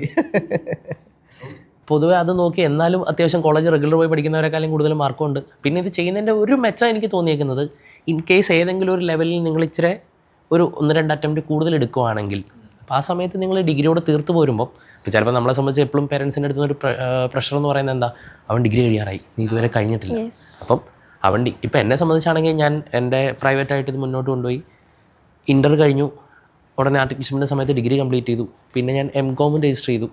CA കംപ്ലീറ്റ് ആയി. ഉടനെ അടുത്ത അറ്റംപ്റ്റിൽ MCOM കംപ്ലീറ്റ് ആയി. എന്ന് പറഞ്ഞാൽ കൂട്ടുകാരിപ്പം BCom വെക്കുമ്പോൾ നമുക്ക് BCom വെക്കാം, MCOM വെക്കുമ്പോൾ അത് നമ്മുടെ സർട്ടിഫിക്കറ്റ് ഉണ്ട്, പ്ലസ് ഒരു CA ഒരു സർട്ടിഫിക്കറ്റ് ഉണ്ട്. അപ്പം എന്നെ സംബന്ധിച്ച് പ്രൈവറ്റായിട്ട് രജിസ്റ്റർ ചെയ്തിട്ടാൽ ഒരു റിസ്ക് നമ്മളൊരു ഇച്ചിരി കുറയാം, ഒരു ടെൻഷൻ ഇച്ചിരി കുറയ്ക്കാം എന്നുള്ളത് മാത്രമേ ഉള്ളൂ.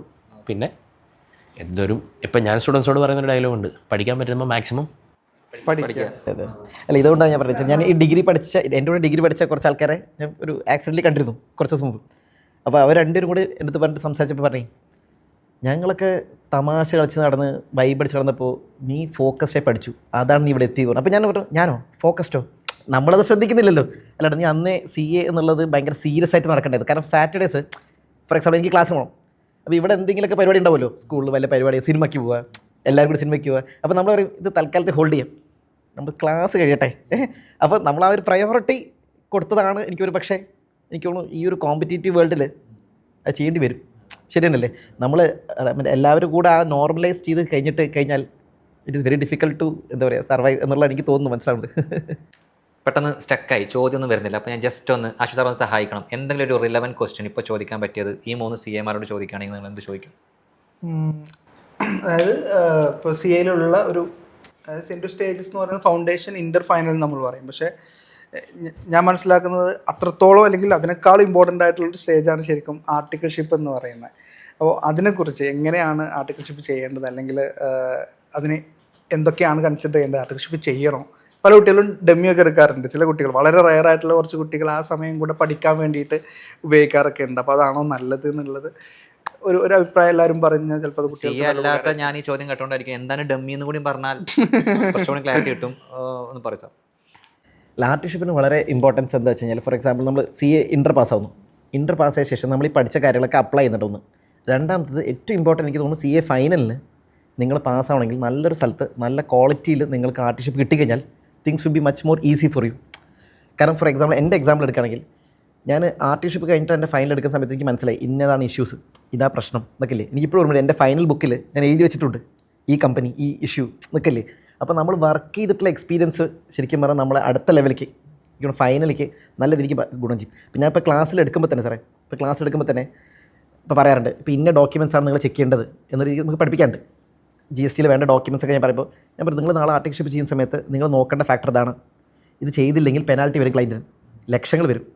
അപ്പോൾ നിങ്ങൾ ഒരാളുടെ ഇൻവോൾവ്മെൻറ്റ് ഇത് വെച്ചിട്ട് കുറേ ലക്ഷങ്ങളിൽ മാറ്റങ്ങൾ വരില്ലേ. അപ്പോൾ അതേക്കുറിച്ചൊക്കെ നമ്മൾ പറയുമ്പോൾ പിള്ളേർക്ക് അതിൻ്റെ ഇമ്പോർട്ടൻസ് മനസ്സിലാവും. പിന്നെ ഞാൻ അതേപോലെ പറയാറുണ്ട്, ഇപ്പോൾ കുട്ടികൾ ഒരുപാട് പേര് മനസ്സിലായി എത്ര പണിയെടുത്താലും 2000 രൂപ കിട്ടും, 3000 രൂപ കിട്ടും. അപ്പോൾ ശരിക്കും പറഞ്ഞാൽ നിങ്ങൾക്ക് ഒരു 35,000 രൂപ ട്രെയിനിങ് ഇങ്ങോട്ട് കിട്ടുന്നത് ശരിക്കും പറഞ്ഞാൽ ശരിയല്ലേ? ഒരു 30,000 40,000 രൂപ ട്രെയിനിങ് ഇങ്ങോട്ട് കിട്ടുന്നത്. കാരണം ഒരു ചിലപ്പോൾ നല്ല വലിയൊരു കമ്പനിയുടെ ഓഡിറ്റ് കിട്ടുമ്പോൾ എക്സ്പോഷർ, നെറ്റ്വർക്കിംഗ്. അപ്പോൾ അതൊക്കെ മാറി സാറേ, ഇപ്പോൾ അതൊക്കെ മാറി. ഇപ്പോൾ 10 ഒക്കെ കിട്ടുന്നുണ്ട് സ്റ്റാർട്ടിങ്ങിൽ തന്നെ. സ്റ്റുഡൻസിനാണ് ഡിമാൻഡ്, സ്റ്റുഡൻസിന് ഭയങ്കര ഡിമാൻഡ് കിട്ടല്ലേ.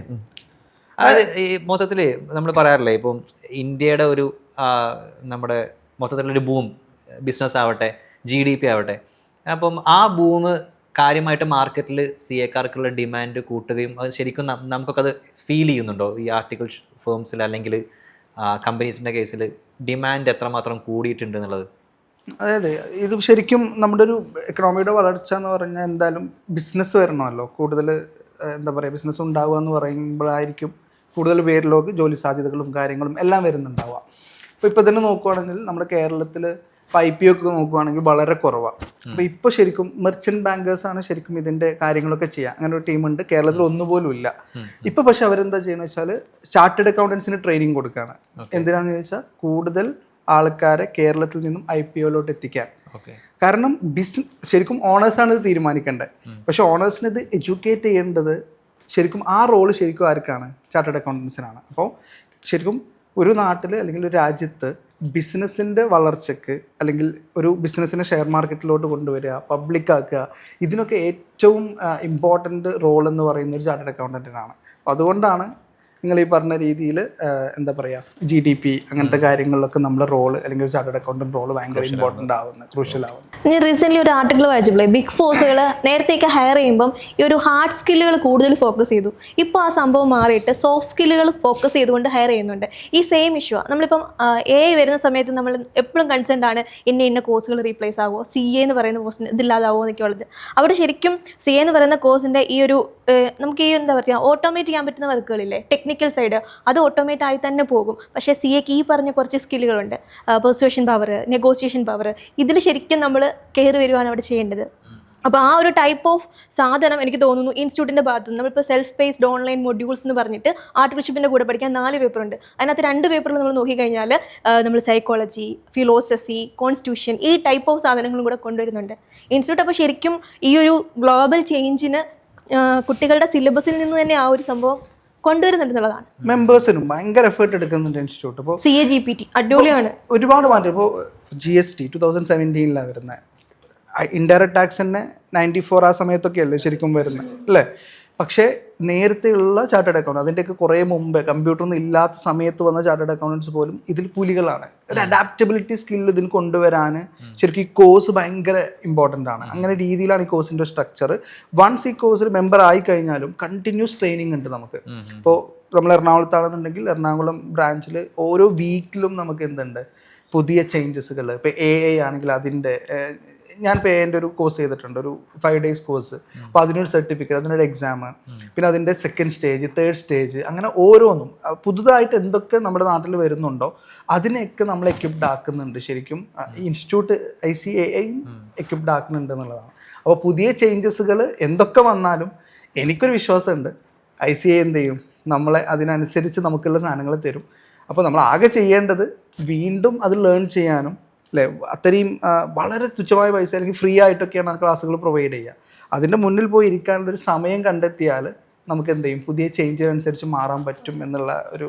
GPTയോടെ CA AI റീപ്ലേസ് ചെയ്യുമെന്ന് ചോദിച്ചപ്പോൾ GPT പറഞ്ഞത് CAനെ ഒരിക്കലും AI റീപ്ലേസ് ചെയ്യില്ല, പക്ഷേ AI അറിയാത്തൊരു CAനെ, AI അറിയുന്നൊരു CAനെ AI അറിയാത്ത CA റീപ്ലേസ് ചെയ്യുക തന്നെ ചെയ്യുന്നൊരു സംഭവം. ഇന്റഗ്രേറ്റഡ് ആവണം. ICAന് വേണ്ടി എല്ലാ ഹെൽപ്പും ചെയ്യുന്നുണ്ട്. അത് ചെയ്തില്ലെങ്കിൽ ഒരുപക്ഷെ നമ്മൾ റീപ്ലേസ് ആയി പോകാം എന്നുള്ളൊരു സാധനമാണ്. ശരിക്കും ഇതിനകത്തൊരു കണ്ടിന്യൂസ് ഒരു സ്റ്റഡീസ് ആവശ്യമുള്ള ഒരു കോഴ്സാണ് CA എന്ന് പറയുന്നത്. ഇപ്പം തന്നെ നമുക്ക് CPA മിനിമം ഇപ്പം കമ്പൽസറി ആയിട്ട് തന്നെ ഇൻസ്റ്റിറ്റ്യൂട്ട് ചെക്ക് ചെയ്യുന്നുണ്ട്. ഇപ്പോൾ പ്രാക്ടീസിങ് ആണെങ്കിൽ മിനിമം ഇത്ര അവർ ഒരു വർഷം ട്രെയിനിങ് നമ്മൾ അറ്റൻഡ് ചെയ്യണം. എംപ്ലോയ്മെന്റ് ആണെങ്കിൽ ഒരു മിനിമം ഇത്ര അവർ അറ്റൻഡ് ചെയ്യണം. അപ്പോൾ അതെല്ലാം ഇൻഷുർ ചെയ്യുന്നത് പിന്നെ സിലബസ് തന്നെ എനിക്ക് തോന്നുന്നു വർഷങ്ങൾ മുന്നേ ഉള്ളതാ. നമ്മൾ സാറാ പ്രശ്നം ഫേസ് ചെയ്തിട്ടുണ്ടാവുമല്ലോ. നമ്മൾ ഈ ലിമിറ്റ് ഒന്നും അല്ല ബികോമിന്റെ എക്സാം എഴുതുന്നത്. 5 വർഷം മുമ്പത്തേക്കായിരിക്കില്ല. ട്രഡീഷണലി നമുക്ക് CA പാസ്സായ ശേഷം നമ്മളൊക്കെ പഠിക്കുന്ന സമയത്ത്, ഇപ്പോൾ ഞാൻ സാറൊക്കെ ഉള്ള സമയത്തൊക്കെ ഒന്നിലെ പ്രാക്ടീസ് അല്ലെങ്കിൽ ഒരു കമ്പനിയുടെ എംപ്ലോയ്മെൻറ്റ് പറയുമ്പോൾ നമുക്ക് എന്ത് ചെയ്യാം, കമ്പനിയുടെ ഫിനാൻഷ്യൽ ശരിയാക്കുക, ആ കമ്പനിയുടെ വേണ്ട ഡോക്യുമെൻറ്റ്സ് റെഡിയാക്കുക, അങ്ങനെ ശരിയാക്കുക, അല്ലെങ്കിൽ പ്രാക്ടീസ് ഇൻകം ടാക്സ് അത്രേ ഉള്ളൂ. Income tax correct, exactly income tax മാത്രം. പക്ഷേ ഇപ്പോൾ അതല്ല. ഇപ്പോൾ സ്കോപ്പ് എന്ന് പറഞ്ഞാലേ, ഇപ്പോൾ ചെറിയ വളരെ ലളിതമായിട്ട് എക്സാം എടുക്കണമെങ്കിൽ എൻ്റെ ഒരു അസിസ്റ്റൻ്റായിട്ട് വർക്ക് ചെയ്ത പയ്യൻ ഇപ്പോൾ CA ക്വാളിഫൈ ചെയ്തിട്ടില്ലേ, ബാംഗ്ലൂർ വർക്ക് ചെയ്തു. ഇപ്പം അവൻ വർക്ക് ചെയ്ത് വെച്ചാൽ VC ഇല്ലേ, വെഞ്ചർ ക്യാപിറ്റലിസ്റ്റില്ലേ, ആ കമ്പനിയിലാണ്. അപ്പോൾ ഇവൻ ചെയ്യുന്ന ഡിസിഷൻ എന്താ വെച്ചാൽ സൗത്ത് കൊറിയൻ കമ്പനിയില്ലേ ഓസ്ട്രേലിയയിൽ ഇൻവെസ്റ്റ് ചെയ്യുന്നുണ്ട്, അത് ചെയ്യണോ വേണ്ട ഒരു ഡിസിഷൻ എടുക്കുന്നത് ബാംഗ്ലൂരിൽ നിന്നിട്ടാണ്. അപ്പോൾ ഇവൻ പോയ ഉടനെ തന്നെ ആ കമ്പനിയിൽ വർക്കൊക്കെ പഠിച്ചിട്ടില്ലേ, എൻ്റെ കൂടെ ഒരു 2 to 3 years കുറച്ച് നല്ല കഷ്ടപ്പെട്ടു. കാരണം നമ്മൾ ന്യൂ കമറാണ്, ഈ ടേംസ് മനസ്സിലാവണം, നെഗോസിയേഷൻസ് ഇല്ലേ, ഓസ്ട്രേലിയയിൽ നിന്ന് കോൾ വരുന്നത്, ചിലപ്പോൾ സൗത്ത് ആഫ്രിക്കയിൽ നിന്ന് കോൾ, മീൻസ് പല സ്ഥലത്ത് കോൾ വരില്ലേ. ഇപ്പം പറഞ്ഞ ഇതൊക്കെ ഞാൻ അപ്പോൾ എനിക്ക് അവിടുത്തെ സീനിയേഴ്സ് വർക്ക് ചെയ്ത് അപ്രോച്ച് ചെയ്യാൻ മനസ്സിലായപ്പോൾ ഞാൻ പറഞ്ഞു ഞാനൊരു 12 മണിക്കൂർ ഓഫീസ് തന്നെ, 9 മണിക്ക് വരെ വൈകിട്ട് 9 മണി വരെ വർക്കില്ലേ. പഠിച്ചിട്ട് പുള്ളി അതിൽ മാസ്റ്റർ ചെയ്തു. പക്ഷേ ഇപ്പോൾ പുള്ളിക്കാരനില്ലേ ഒറ്റപ്പാലത്തോ അല്ലെങ്കിൽ ആ ഭാഗത്തൊക്കെ ഇരുന്നിട്ടില്ലേ, ക്ലിയർ ലക്ഷങ്ങളില്ലേ, ക്ലിയർ 3 days 4 days ഇല്ലേ കൺസൾട്ടൻസി കൊണ്ട് മേടിക്കുന്നത്. അപ്പോൾ സ്കോപ്പ് മാറി, മനസ്സിലായി. ഇപ്പോൾ പുള്ളി എന്താ ചെയ്യുന്ന വെച്ചാൽ ഒരു വർഷം ഇപ്പോൾ വർക്ക് വന്നപ്പോൾ പുള്ളി പറഞ്ഞാൽ ഞാൻ പറയാം, ഞാൻ ദുബായി പോയി, ദുബായിൽ ഇരുന്നിട്ട് രാവിലെ കറങ്ങും ദുബായ് മുഴുവൻ, വൈകിട്ട് ഇരുന്നിട്ട് വർക്ക് ചെയ്യും. അപ്പോൾ വർക്ക് ഫ്രം ഹോമിന് പകരം വർക്ക് ഫ്രം ദുബായില്ലേ. അപ്പോൾ ചോദിച്ചു എങ്ങനെയാ 10 days എനിക്ക് ചിലവെന്ന് ഇത്ര രൂപ, അതിനെക്കാട്ടും കൂടുതൽ ഫീസ് കിട്ടി.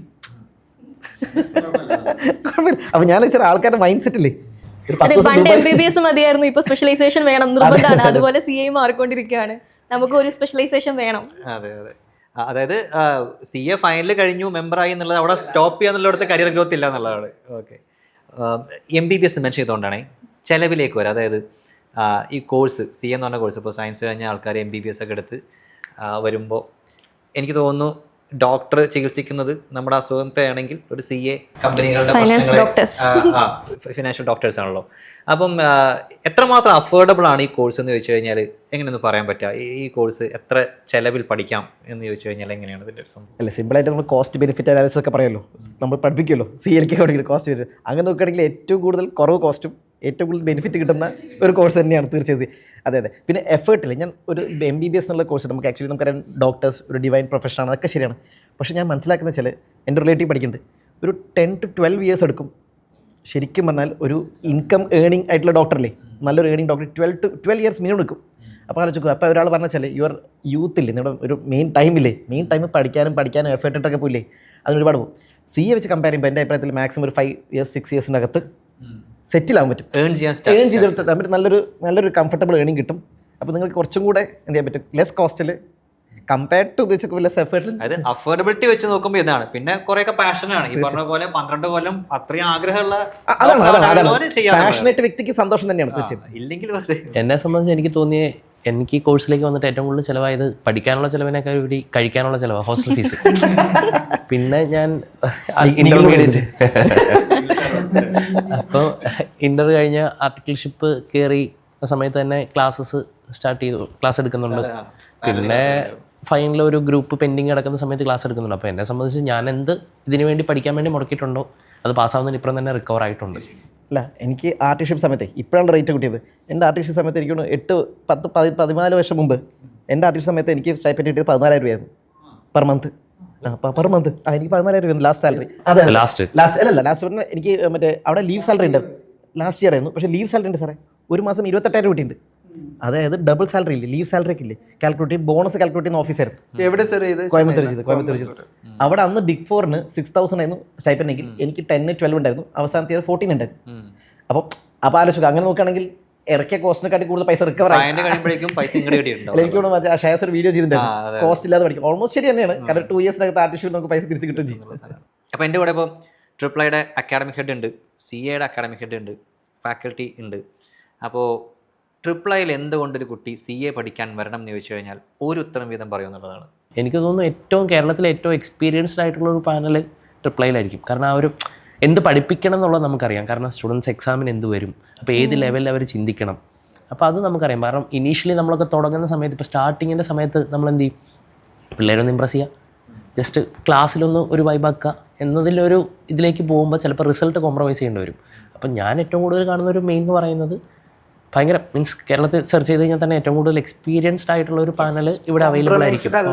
അതെ, പക്ഷേ എനിക്ക് ആഡ് ചെയ്യാനുള്ള പോയിന്റ് വെച്ചാൽ, ഫോർ എക്സാമ്പിൾ ഇപ്പോൾ ആദർ സാർ, ഞാൻ ജസ്റ്റിൻ സാർ, ആരായിക്കോട്ടെ, ഫാക്കൽറ്റി പാനലത്തെ ആരായിക്കോട്ടെ, ഒരു സ്ഥലത്ത് ക്ലാസ് എടുക്കാൻ മുമ്പ് ആ ഇൻസ്റ്റിറ്റ്യൂഷൻ്റെ സപ്പോർട്ടില്ലേ, അത് വളരെ ഇമ്പോർട്ടൻ്റ് ആണ്. ഫോർ എക്സാമ്പിൾ എൻ്റെ അടുത്ത് IDT ഇല്ലേ, ഞാൻ എടുക്കുന്നത് 150 hours ആണ്.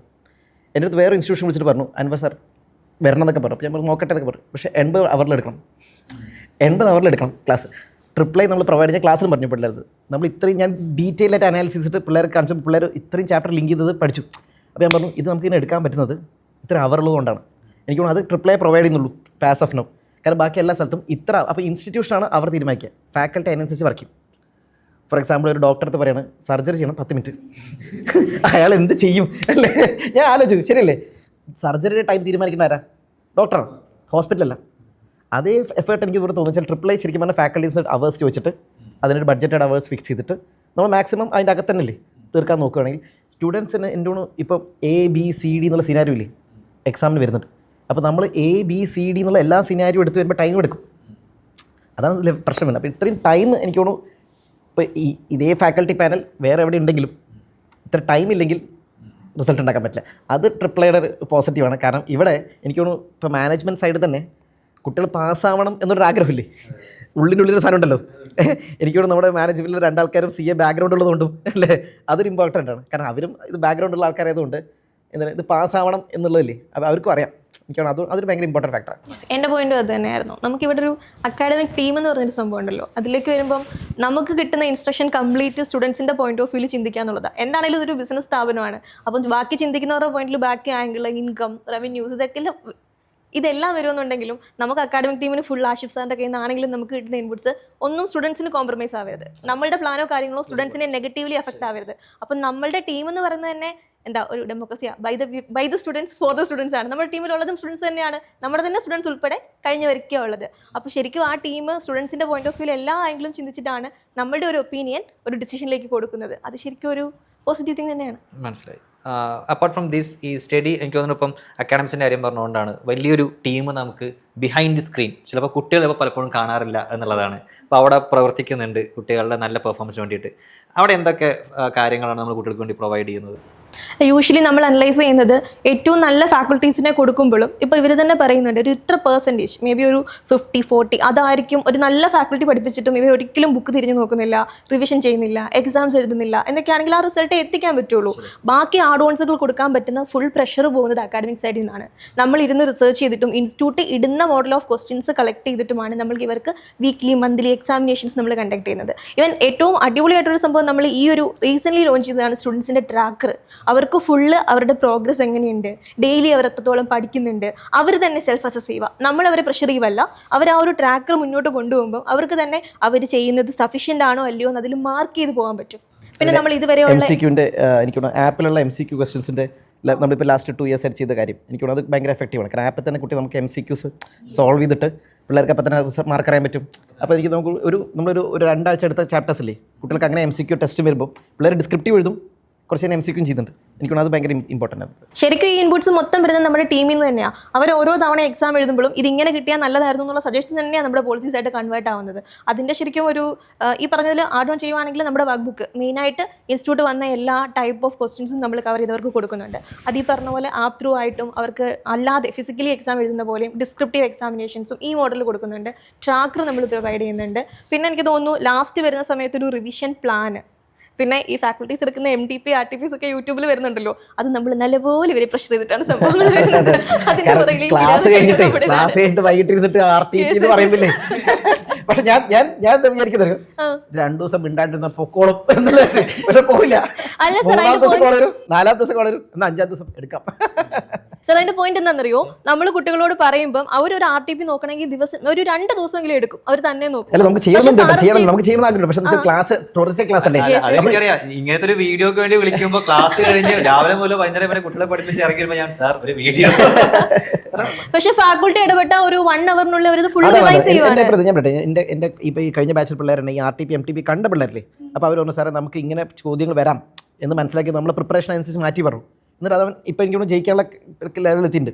കാരണം കുട്ടികൾക്ക് മനസ്സിലാവും ഇങ്ങനെയൊക്കെ ചോദ്യം വരുന്നുള്ളത്. അപ്പോൾ ഈ വീഡിയോസ് ഒക്കെ ഭയങ്കര എഫക്റ്റീവാണ്. ഇപ്പോൾ ഒരു തിയറി പേപ്പർ ആണെങ്കിൽ ആക്ച്വലി ഒരു മെനക്കെട്ടിരുന്ന RTP നോക്കുക പോലും വേണ്ട, അവർ ട്രാവൽ ചെയ്യുമ്പോൾ ഒരു ഹെഡ്ഫോൺ വെച്ചാൽ അവർ RTP MTP റിവൈസ്ഡ് ആണ് ഒരു തിയറിക്ക്.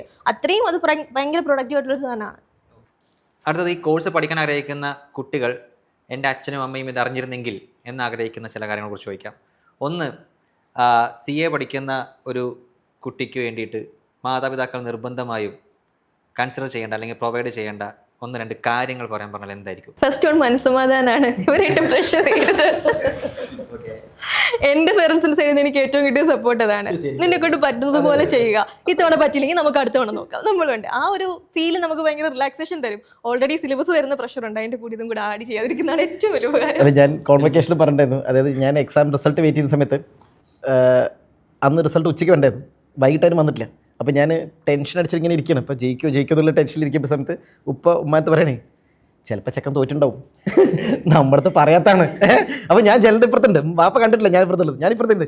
അപ്പോൾ വാപ്പ ഉമ്മത്ത് പറയണേ തോറ്റുണ്ടെങ്കിലും നീ ഇപ്പോൾ ചോദിക്കാൻ നിൽക്കണ്ട, കാരണം ഈ കോഴ്സ് എങ്ങനെയാണ് അവൻ പഠിക്കണ്ടല്ലോ, അത് മതി നമുക്ക്. ഞാൻ പഠിക്കണ്ടല്ലോ, എഫേർട്ട് ഉണ്ടല്ലോ.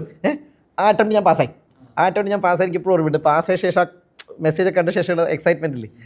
കാരണം നമുക്കറിയാം ഇപ്പം അഖില മാം പറഞ്ഞ പോലെ ഇമ്പോർട്ടൻ്റ് വെച്ചാൽ പാരൻസിൻ്റെ സപ്പോർട്ട് ഉണ്ടെങ്കിൽ കുട്ടികൾക്ക് കുറച്ചും കൂടി ഇല്ലേ സ്ട്രെസ് ഫ്രീ ആയിട്ട് പഠിക്കാൻ പറ്റും. പക്ഷേ ഒരുപാട് പാരൻസ് ഞാൻ എന്താ പറയുക നെഗറ്റീവായിട്ട് പറയില്ല, പക്ഷേ എൻ്റെ ഒരു ഫ്രണ്ടിൻ്റെ സ്റ്റുഡൻറ്റ് കേസ് ഞാൻ കണ്ടു വെച്ചാൽ അവൻ്റെ അമ്മ ഫോർ എക്സാമ്പിൾ ഫൗണ്ടേഷൻ ഫസ്റ്റ് ഇയറിലെ കുട്ടി തോറ്റു. അപ്പോൾ ഞാൻ അവൻ്റെ വീട്ടിൽ പോയി, എൻ്റെ ജൂനിയർ പയ്യനാണ്.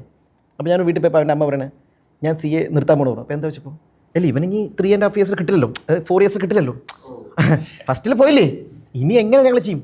അപ്പോൾ അവരുടെ മെയിൻ പ്രശ്നം വെച്ചാൽ അവർ ഏതോ ക്ലബിൻ്റെ മെമ്പറൊക്കെയാണ്. ഞങ്ങൾ ബാക്കിയുള്ള മെമ്പേഴ്സ് എന്ത് പറയും? അപ്പോൾ ഞാൻ പറഞ്ഞു അങ്ങനെയല്ല, ഈ കോഴ്സ് ഞാൻ ഇങ്ങനെ പാസ്സായ ആളാണ്, എൻ്റെ കൂടെയുള്ളവർക്ക് ഇങ്ങനെ പാസ്സായ ആളാണ്. ഇപ്പോൾ മോന് ഇത്ര അടുത്ത് മാർക്ക് കിട്ടിയിട്ടുണ്ട്, ഒരു 10% മാർക്കേ പോയിട്ടുള്ളൂ, അത് അടുത്തായിട്ട് ക്ലിയർ ചെയ്യാൻ പറ്റും. അപ്പോൾ നമ്മൾ പാരൻസിനെ അങ്ങനെ പറഞ്ഞ് എഡ്യൂക്കേറ്റ് ചെയ്യണം. നോർമൽ BCom അല്ലെങ്കിൽ BS ഒരു കോഴ്സ് അല്ല. പിന്നെ എനിക്ക് തോന്നുന്നു പിള്ളേരെ സ്ട്രെസ് ഫ്രീ ആയിട്ട് വിടുക, പിന്നെ ഇവർ തമ്മിലുള്ള വഴക്കുകളും കാര്യങ്ങളൊന്നും ചിലപ്പോൾ ചില സ്റ്റുഡൻസ് നമ്മളോട് ചിലപ്പോൾ എക്സാം എഴുതിയില്ല, അപ്പോൾ എന്തായിരുന്നു ഫാമിലി കുറച്ച് പ്രശ്നങ്ങളുണ്ടായിരുന്നു, ഇതൊന്നും ഇവരെ അറിയിക്കാതെ മാക്സിമം വിടുക. കാരണം അവർക്ക് തന്നെ അവരുടേതായ കുറേ പ്രശ്നങ്ങളുണ്ട്. അപ്പോൾ അതിൻ്റെ ഇടയ്ക്കേക്ക് അഡീഷണൽ പ്രഷർ കൊടുക്കാതിരിക്കുക എന്നുള്ളതാണ് പേരൻസ് ചെയ്യേണ്ട ആകെ ഒരു കാര്യം എന്ന് പറയുന്നത്. അവർക്ക് ഫുൾ സപ്പോർട്ട് കൊടുക്കുക. ആ ഒരു കാര്യം ചില എൻ്റെ അഭിപ്രായത്തിൽ. പക്ഷേ സ്ട്രെസ് ഫ്രീ ആക്കി വിടുമ്പോഴും ഒരു ദിവസം എത്ര പഠിച്ചു എന്നില്ലേ, വൈകിട്ട് പഠിക്കണ്ടോ എന്നുള്ളൊരു കാര്യം എൻ്റെ അഭിപ്രായത്തിൽ പാരൻസ് കൂടെ ട്രാക്ക് ചെയ്യണം. ആ ഒരു ഗിൽറ്റി ഫീൽ നല്ലതായിരിക്കും. അതെ അതെ അതെ അതെ അതെ. ഒരു 2 to 3 hours ഇല്ലേ ഡെയിലി മോളോ പഠിക്കണ്ടോ എന്നില്ലേ, അത് എൻ്റെ അഭിപ്രായത്തിൽ പാരൻസും കൂടെ ഒന്ന് റിവ്യൂ ചെയ്യുന്നത് നല്ലതായിരിക്കും. ഞാനിരുന്ന് മൂവി കണ്ടാലേ അച്ഛൻ വന്നിട്ട് ചോദിക്കും, എക്സാം അടുത്ത ദിവസങ്ങളാണെങ്കിൽ ഇന്നത്തെ പ്ലാൻ ചെയ്തതെല്ലാം കണ്ട് കഴിഞ്ഞിട്ടല്ലേ മോൻ കാണുന്നത്, നോ ഇഷ്യൂസ് മതി, അപ്പം നമ്മൾ TV നിർത്തും, നമ്മൾ പോയി ഒന്ന് പഠിക്കും. ഒരു ചെറിയ ഡിസ്റ്റൻസ് നോക്കിയിട്ടൊന്ന് Yes. എല്ലാം അധികമായ പ്രശ്നമാണ്. ഇത് തിരിച്ചോ ചിന്തിച്ചാൽ ഒരു സ്റ്റുഡൻറ്റ് എന്തായിരിക്കും ചിന്തിക്കേണ്ടത് എന്നുള്ളതാണ്. ഇപ്പം എനിക്ക് തോന്നിയിട്ടുണ്ട് ചില കുട്ടികളൊക്കെ പാസ്സാകാൻ പറ്റിയില്ല, അപ്പോൾ പാരൻസ് ഒരുപാട് പൈസ ചിലവാക്കുന്നു, അങ്ങനത്തെ ഒരു സാധനം ഉണ്ടാവുമല്ലോ. അപ്പോൾ എന്ത് മൈൻഡ് സെറ്റാണ് ഒരു കുട്ടി വെക്കേണ്ടി വരിക എന്നുള്ളതാണ്. അതുപോലെ പാസ്സായി കഴിഞ്ഞാൽ ഇവർക്ക് തന്നെ ബെനിഫിറ്റ് കിട്ടുന്നുണ്ടല്ലോ പാരൻസിന്. അപ്പോൾ ഒരു സ്റ്റുഡൻറ്റ് അതിനെക്കുറിച്ച് എത്രമാത്രം ചിന്തിക്കണം, നമ്മൾ എത്രമാത്രം ചിന്തിക്കുന്നത് നല്ലതാണ്? എനിക്ക് തോന്നുന്നു ഇതിൽ നേരത്തെ ക്വസ്റ്റ്യനും കൂടെ കൂട്ടി വായിക്കുകയാണെന്നുണ്ടെങ്കിൽ ഇവിടെ ശ്രദ്ധിക്കേണ്ട ഒരു കാര്യം, ഞാൻ പല ഫ്രണ്ട്സും കണ്ടിട്ടുണ്ട്, അവർ സ്റ്റാർട്ടിങ് ടു കള്ളം പറയാൻ തുടങ്ങും പതുക്കെ. കാരണം അവർക്ക് ചിലപ്പോൾ പാരൻസിനോട് പറഞ്ഞ് മനസ്സിലാക്കി കൊടുക്കാൻ പറ്റുന്നുണ്ടാവില്ല. ചിലപ്പോൾ അവർക്ക് തന്നെ ഒരു ഗിൽറ്റ് ഫീലിംഗ് ഉണ്ടാവും, അതായത് ഞാൻ ചെയ്യേണ്ട കാര്യങ്ങൾ ചെയ്തില്ല. അപ്പോൾ സ്റ്റുഡൻറ്റ് ശരിക്കും ചിന്തിക്കേണ്ട കാര്യം അങ്ങനെ ഒരു കള്ളം പറയേണ്ട അവസ്ഥ വരുത്താതിരിക്കുക എന്നുള്ളതാണ്. പാരൻസും നമ്മൾ അത്യാവശ്യം സപ്പോർട്ടിങ് ആണെങ്കിൽ നമ്മുടെ മക്കൾ നമ്മളോട് എന്ത് ചെയ്യൂല, കള്ളം പറയൂല എന്നുള്ളതാണ്. ഈ ഒരു ബാലൻസ് കീപ്പ് ചെയ്താൽ തന്നെ ഇത് രണ്ടുപേർക്കും കൊണ്ട് സ്മൂത്തായിട്ട് പോകും എന്നുള്ളതാണ് എനിക്ക് തോന്നിയിട്ടുള്ളത്. ഞാൻ ചോദിക്കട്ടെ, ഇതൊരു ഡ്യൂറേഷനുള്ള കോഴ്സാണല്ലോ. ഇപ്പം 4 കൊല്ലം നമുക്ക് പറയാം, പണ്ട് 5 ആയിരുന്നു. എന്തൊക്കെ പറഞ്ഞാലും മനുഷ്യന്മാരാണ്. ഈ 5 കൊല്ലത്തിനൊക്കെ എവിടെയെങ്കിലൊക്കെ നമ്മൾ ഉഴപ്പും, ഉറപ്പല്ലേ, എവിടെയെങ്കിലൊക്കെ അവനവൻ്റെ കയ്യിലിരിപ്പ് കൊണ്ട് എന്തൊക്കെ പാളും. അപ്പോൾ നമ്മൾ എന്ത് ചിന്തിക്കണം എന്ന് വെച്ചാൽ എന്താ പറയാ, സ്വന്തം അനുഭവത്തിൽ പറഞ്ഞു. 5 വർഷം എന്ന് പറഞ്ഞാലേ ഇതിലൊരു മെയിൻ പാർട്ട് എന്ന് പറഞ്ഞാൽ നമ്മൾ ആക്ച്വലി വർക്ക് ചെയ്യാണ്. 2 years ആർട്ടിക്കൽഷിപ്പാണ്. അത് ശരിക്കും നമ്മൾ ആക്ച്വലി വർക്ക് ചെയ്യാണ്. അത് നമ്മൾ പണ്ട് സ്കൂളിലൊക്കെ ചെയ്ത പോലെ കമ്പ്യൂട്ടർ ലാബിൽ നമ്മൾ എന്താ പറയുക അസ്യൂം ചെയ്തിട്ട് വർക്ക് ചെയ്യല്ല, ഡമ്മി ഇട്ട് വർക്ക് ചെയ്യല്ല. ഇത് റിയൽ സിനാരിയോയിൽ റിയൽ എന്താ പറയുക ഇൻകം ടാക്സും കമ്പനീസ് ഇൻകോപ്പറേറ്റ് ചെയ്യുന്നതും ഓഡിറ്റും ഇൻകം ടാക്സ് പോകുന്നതും ഇതെല്ലാം നമ്മൾ റിയലി ചെയ്യുവാണ്. അപ്പോൾ ശരിക്കും ആ ഒരു 2 years കുറക്കുകയാണെന്നുണ്ടെങ്കിൽ പിന്നെ ശരിക്കും അത്ര ഇല്ല എന്നുള്ളതാണ് ഈ കോഴ്സ്. അതും കൂടെ ആഡ് ചെയ്യുമ്പോഴാണ് നമുക്കിതൊരു വലിയൊരു ഡ്യൂറേഷൻ. അതിപ്പോൾ മറ്റു കോഴ്സുകളോ അല്ലെങ്കിൽ നമ്മൾ ഒരു യൂണിവേഴ്സിറ്റി ഡിഗ്രി ഒക്കെ എടുക്കുകയാണെന്നുണ്ടെങ്കിൽ എക്സ്പീരിയൻസ് ഗെയിൻ ചെയ്യാൻ പിന്നെ നമ്മൾ വേറെ എവിടെയെങ്കിലും ചെറിയൊരു സാലറിക്കോ അല്ലെ ഒരു പെയ്ഡ് ഇൻസെന്റീവ്, ഇപ്പൊ പല സ്ഥലത്തും പെയ്ഡ് ഇന്റേൺഷിപ്പ് ഒക്കെ ഉണ്ട്. കോഴ്സ് കഴിഞ്ഞിട്ടും അങ്ങോട്ട് പൈസ കൊടുത്തിട്ട് വർക്ക് പഠിക്കാൻ പോകുന്ന സിറ്റുവേഷൻ ഉണ്ട്. ഇവിടെ അത് ഭയങ്കര ഒരു മാറ്റമാണ്. ഇപ്പൊ നേരത്തെ ഡിസ്കഷനിൽ ഞാൻ പറയാൻ ഉദ്ദേശിച്ചത് അത് ഭയങ്കര സീരിയസ് ആയിട്ട് എടുക്കണം, വളരെ ഇമ്പോർട്ടൻ്റ് ആണ്. അവിടെയാണ് നമുക്ക് ശരിക്കും എന്താണ് നമ്മുടെ വർക്ക്, എന്താണ് ശരിക്കും ഒരു റിയൽ സിനാരിയോസ് എന്താണെന്നൊക്കെ നമുക്ക് എക്സ്പീരിയൻസ് ചെയ്യാൻ പറ്റുന്ന നമ്മുടെ ഏറ്റവും ബ്യൂട്ടിഫുൾ ആയിട്ടുള്ള പീരീഡ് എന്ന് വേണമെങ്കിൽ പറയാം. എനിക്ക് CA ഏറ്റവും നന്നായിട്ട് തോന്നിയൊരു സമയം, അല്ലെങ്കിൽ പിന്നെ ചിന്തിക്കുമ്പോഴും നമുക്ക് റിഗ്രറ്റ് ഇല്ലാത്തത് എൻ്റെ ആർട്ടിക്കൽഷിപ്പ് ഞാൻ വളരെ നല്ല എന്താ പറയുക ആത്മാർത്ഥതയോടെ ചെയ്തിട്ടുണ്ട് എന്നുള്ളതാണ്. അപ്പോൾ അങ്ങനെ നോക്കുമ്പോൾ ഈ 5 years എന്നുള്ളത് ശരിക്കും അത്രയില്ല, അതൊരു റിയൽ വർക്ക് പീരീഡാണ്. ഓൺലി എന്താ ഡിഫറൻസ് എന്ന് പറഞ്ഞാൽ ചിലപ്പോൾ ആക്ച്വലി വർക്ക് ചെയ്യുന്ന സമയത്തൊരു അത്ര ഒരു സാലറി നമുക്ക് ഇല്ല എന്നുള്ളത് മാത്രമാണ്. ഷയാസ് നേരത്തെ ഈ കൺസിസ്റ്റൻസിയുടെ കാര്യം സംസാരിച്ചപ്പോൾ ഞാൻ ക്ലാസ്സിൽ പറഞ്ഞൊരു എക്സാമ്പിൾ എന്താ വെച്ചാൽ, ഈ ഹൈ ജമ്പ് ചാടുന്ന ആൾക്കാരെ ഒരു 50% പഠിച്ചിട്ട് പോയിട്ട് ചാടിക്കഴിഞ്ഞുള്ള അവസ്ഥ എന്തായിരിക്കും? കിട്ടില്ല. അടുത്ത തവണ വീണ്ടും ബാക്കിൽ പോയിട്ട് 60% ആക്കി, അപ്പോഴും കാര്യമില്ല. 70 ആക്കി, 80 ആക്കി, എന്നിട്ടും കാര്യമില്ല. ഫസ്റ്റത്തെ ജമ്പന്നെ 100% പഠിച്ചിട്ട് 1 ടൈമിൽ ചാടി ക്ലിയർ ചെയ്താൽ പിന്നുള്ള എഫേർട്സ് കുറയ്ക്കാമല്ലോ, ശരിയല്ലേ? ഫോർ എക്സാമ്പിൾ നമ്മൾ കുറച്ച് മടിയായിട്ട് 10 ചാപ്റ്ററിന് പകരം 7 ചാപ്റ്റർ പഠിച്ചു. അപ്പോൾ ആ അറ്റംപ്റ്റ് ആയിരിക്കും ചിലപ്പോൾ 42ഉം 38ഉം ആയിട്ട് തോക്കുക. പിന്നെ you have to start from beginning, പോളെടുത്ത് ബാക്കിൽ ഓടണം, പിന്നെ നിൽക്കണം. അപ്പോൾ അത് ആലോചിക്കാം, അതായത് എന്തിനാണ് ഇത്ര ടൈം എടുക്കുന്നത്? ഒരു 6 months 8 monthsനകത്തില്ലേ വേറെ ഒരു പരിപാടിയും മാറ്റിവെച്ച്, എല്ലാ കാര്യങ്ങളും മാറ്റിവെച്ച്, എസ്പെഷ്യലി സോഷ്യൽ മീഡിയ ഇല്ലേ, കാരണം അതിൻ്റെ ഇമ്പാക്റ്റ് കൂടുതലാണ് നമുക്കറിയാലോ, കുട്ടികൾക്ക് ഭയങ്കര ഇമ്പാക്റ്റ് ഉണ്ട്. അപ്പോൾ അതൊക്കെ ഒന്ന് മാറ്റി വയ്ക്കുക. അപ്പോൾ ഫുള്ളായിട്ട് ഒഴിവാക്കണം എന്നല്ല പറയുന്നത്, പക്ഷേ എന്നാലും മാക്സിമം കുറച്ച് സോഷ്യൽ മീഡിയ സോഷ്യൽ സർക്കിളൊക്കെ ഇല്ലേ ഒന്ന് കുറച്ചിട്ട് പ്രയോറിറ്റി എന്ത് ചെയ്യുക, CA കോഴ്സിന് കൊടുക്കുക, പ്രയോറിറ്റി കൊടുക്കുക. ഇപ്പോൾ എനിക്ക് തന്നെ അറിയാം, ട്രിപ്പിൾ ഐയിൽ ഒരു ബാച്ചിലേ വൈകിട്ട് പിള്ളേർ ഫുട്ബോൾ കളിക്കാൻ ഇറങ്ങണ്ടായിരുന്നു 9 മണിക്ക്. ട്രിപ്പിളായിട്ട് ഫസ്റ്റ് ബാച്ച് പിള്ളേർ. അപ്പോൾ ഞാൻ പറഞ്ഞു ഇവിടെ ഇത്രയും അസൈൻമെൻറ്റ് ഹോംവർക്കുള്ള സമയത്ത് നിങ്ങളിങ്ങനെ കളിക്കാൻ ഇറങ്ങിയാൽ പറഞ്ഞോട്ടോ, സാറ് തന്ന എല്ലാ അസൈൻമെൻറ്റും തീർത്തു, എല്ലാ ടോപ്പിക്കും തീർത്തു, റിവിഷൻ കേട്ടാൽ ഞങ്ങൾ ഇറങ്ങി പറഞ്ഞു. അപ്പോൾ ഞാൻ റോട്ടിൽ ഇരുന്നിട്ട് പിള്ളേർ ചോദിച്ചു ക്വസ്റ്റ്യൻ, എന്നാൽ പിന്നെ ആർട്ടിക്കിൾ 269 എന്താ 245 അങ്ങനെ ചോദിച്ചപ്പോൾ പിള്ളേർ ഉത്തരം പറഞ്ഞു. ആ പിള്ളേരായിരുന്നു ആ എക്സാംസ് ട്രിപ്പിളൈഡ് എക്സാംസിൽ ടോപ്പേഴ്സ്. ആ 9 പേരിൽ 8 പേരും ഫസ്റ്റ് അറ്റംപ്റ്റിൽ പാസ്സായി, ആ ഒരു പയ്യൻ സെക്കൻഡ് അറ്റംപ്റ്റിൽ പാസ്സായി. അപ്പോൾ അവിടെ ചെയ്ത കാര്യം എന്ന് വെച്ചാൽ പ്രയോറിറ്റി ആദ്യം ഇത് ആദ്യം പഠിക്കും. അപ്പോൾ അവർ പറഞ്ഞു സാറേ ഞങ്ങൾ രാവിലെ വൈകിട്ട് 5:30 ക്ലാസ് കഴിഞ്ഞല്ലോ, 5:30 to 8:30 പഠിക്കായിരുന്നു. പഠിച്ച് തീർന്ന ശേഷമാണ് 9 മണിക്ക് ഫുട്ബോൾ എടുത്ത് ഇറങ്ങിയത്. അപ്പോൾ ഞാൻ പറഞ്ഞു അതോ ഗുഡ്. അപ്പോൾ ഞാൻ പറഞ്ഞു തീർത്ത് ഈ എക്സാമ്പിൾ ഞാൻ എല്ലാ ക്ലാസ് പറയും. അത് പ്രയോറിറ്റി കൊടുത്തു കഴിഞ്ഞാൽ എല്ലാവരും സമയമുണ്ട്. അതെ അതെ, ഇപ്പം നമ്മൾ പ്രയോറിറ്റി ഇമ്പോർട്ടൻറ്റ്. നമ്മൾ എല്ലാ അറ്റംപ്റ്റിലും ഇതേ ഇമ്പോർട്ടൻസ് കൊടുക്കുന്നില്ല എന്നുള്ളതാണ് തോന്നുന്നു ഫെയിൽ ആവാനുള്ള റീസൺ. എന്റെ ഫൈനലിലേക്ക് വന്നാൽ ഞാൻ ഈ അറ്റംപ്റ്റ് എടുത്തപ്പം ഒരു അറ്റംപ്റ്റിന്റെ കൂടെ എൻ്റെ എൻഗേജ്മെന്റ് ഉണ്ടായിരുന്നു, അടുത്ത അറ്റംപ്റ്റിന്റെ കൂടെ എൻ്റെ കല്യാണം ഉണ്ടായിരുന്നു, 3ാമത്തെ അറ്റംപ്റ്റിന്റെ കൂടെ എൻ്റെ കുട്ടി ആളിത്രയും ആയിട്ടുള്ളായിരുന്നു. പക്ഷേ സ്റ്റിൽ അടുത്ത അറ്റംപ്റ്റിൽ ഞാൻ പാസ്സാവുമ്പം അവൾക്ക് 6 monthsേ ഉള്ളൂ. എനിക്ക് നല്ലൊരു എക്സ്ക്യൂസ് ആയിരുന്നു, പക്ഷേ എനിക്കൊരു കാര്യം അറിയായിരുന്നു, നൗ ഓർ നെവർ ആണ്. ഇയാൾ ഇച്ചിരിയും കൂടെ പറഞ്ഞാൽ പിന്നെ എനിക്കവിടെ സ്കോപ്പ് ഇല്ല. അപ്പോൾ ആ അറ്റംപ്റ്റിന് എത്ര എക്സ്ക്യൂസസ് ഉണ്ടെങ്കിലും ആ വേണ്ട പ്രയോറിറ്റി ഫിക്സ് ചെയ്തപ്പോൾ പാസ്സായി. പ്രയോറിറ്റി മാറ്റേഴ്സ് തീർച്ചയായും. ഓക്കെ. ഇപ്പോൾ ഒരു ജോയിൻ ചെയ്യാൻ +2 കഴിഞ്ഞിട്ട് ജോയിൻ ചെയ്യാൻ പോകുന്ന സ്റ്റുഡൻറ്റിനും മൈൻഡ് സെറ്റ് സെറ്റ് ചെയ്യേണ്ടത് ഇത്രയേ ഉള്ളൂ. കോഴ്സ് ഫസ്റ്റ് അല്ലേ, അതർ തിങ്സ് ലേറ്റർ അല്ല. കാരണം വെച്ചാൽ വൺസ് യു ക്ലിയർ അല്ലേ, ഇപ്പോൾ നമുക്ക് സോഷ്യൽ സർക്കിൾ പോകും അല്ലെങ്കിൽ സോഷ്യൽ മീഡിയ പ്രസൻസ് പോകും എന്നൊക്കെ ചിലപ്പോൾ പിള്ളേർക്ക് തോന്നും. പക്ഷേ once you clear you have lot of time for all these things. ശരിയല്ലേ, ട്രിപ്പ് പോവാം, ഞാൻ നേരത്തെ പറഞ്ഞ പോലെ പിള്ളേരൊക്കെ ഇല്ലേ നോർത്ത് ഇന്ത്യ ട്രിപ്പും എല്ലാം അടിച്ച് പാസ്സായ ശേഷമില്ലേ നിങ്ങൾക്ക് ലോട്ട് ഓഫ് ടൈം കിട്ടും, പിന്നെ ലോട്ട് ഓഫ് സർക്കിൾ വരും, ഇതൊക്കെ വരും.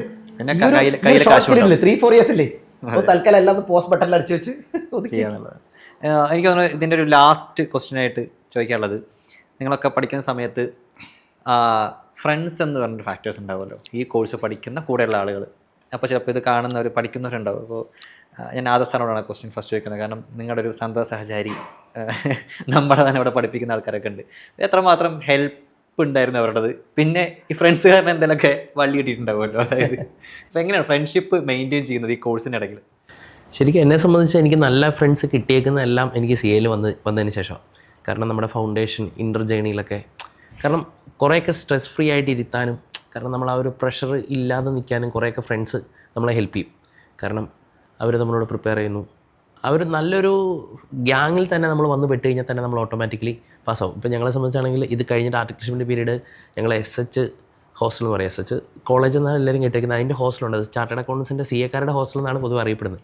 കാരണം ഒരു റൂം, ഒരു ഫാന്, ഒരു ബേസിക് കമ്മ്യൂണിറ്റീസ് മാത്രം, ഒരു ഉള്ളിലേക്ക് ഒരു സ്പേസ്, ഇപ്പോൾ വലിയ ശല്യങ്ങളൊന്നുമില്ല, ഇരുന്ന് പഠിക്കാം, സ്വസ്ഥമായിട്ട് പഠിക്കാം. അപ്പോൾ അവിടെ തന്നെ ഒരുപാട് CA സ്റ്റുഡൻസിനെ നമുക്ക് ഫ്രണ്ട്സായിട്ട് കിട്ടി. അവരുടെ അടുത്ത് നിന്നുള്ള എക്സ്പീരിയൻസ്, പല രീതിയിലുള്ള എക്സ്പീരിയൻസ് ഉള്ള ആൾക്കാരുണ്ട്. അപ്പോൾ നമുക്ക് എന്തൊക്കെ മിസ്റ്റേക്സ് വരുത്താൻ പാടില്ല, എന്തൊക്കെ നമ്മൾ എങ്ങനെ ലൈഫ് മുന്നോട്ട് കൊണ്ടുപോകണം എന്നുള്ളൊരു ഐഡിയ നമുക്കവിടെ കിട്ടി. അപ്പോൾ എന്നെ സംബന്ധിച്ച് വിശ്വസിക്കുന്നത് എനിക്ക് CA ജേണിയിൽ ഏറ്റവും കൂടുതൽ സപ്പോർട്ട് ചെയ്ത് വീട്ടുകാരുടെ ഒപ്പം തന്നെ ഏറ്റവും കൂടുതൽ സപ്പോർട്ട് കിട്ടിയത് ഫ്രണ്ട്സിൻ്റെ സൈഡിൽ നിന്നുണ്ട്. ചില ഗ്യാങ്ങിൽ നമ്മൾ വിട്ട് കഴിഞ്ഞപ്പോൾ ഞങ്ങളുടെ ഹോസ്റ്റലിൽ തന്നെ ഓരോ വിങ്ങുകളുണ്ടായിരുന്നു.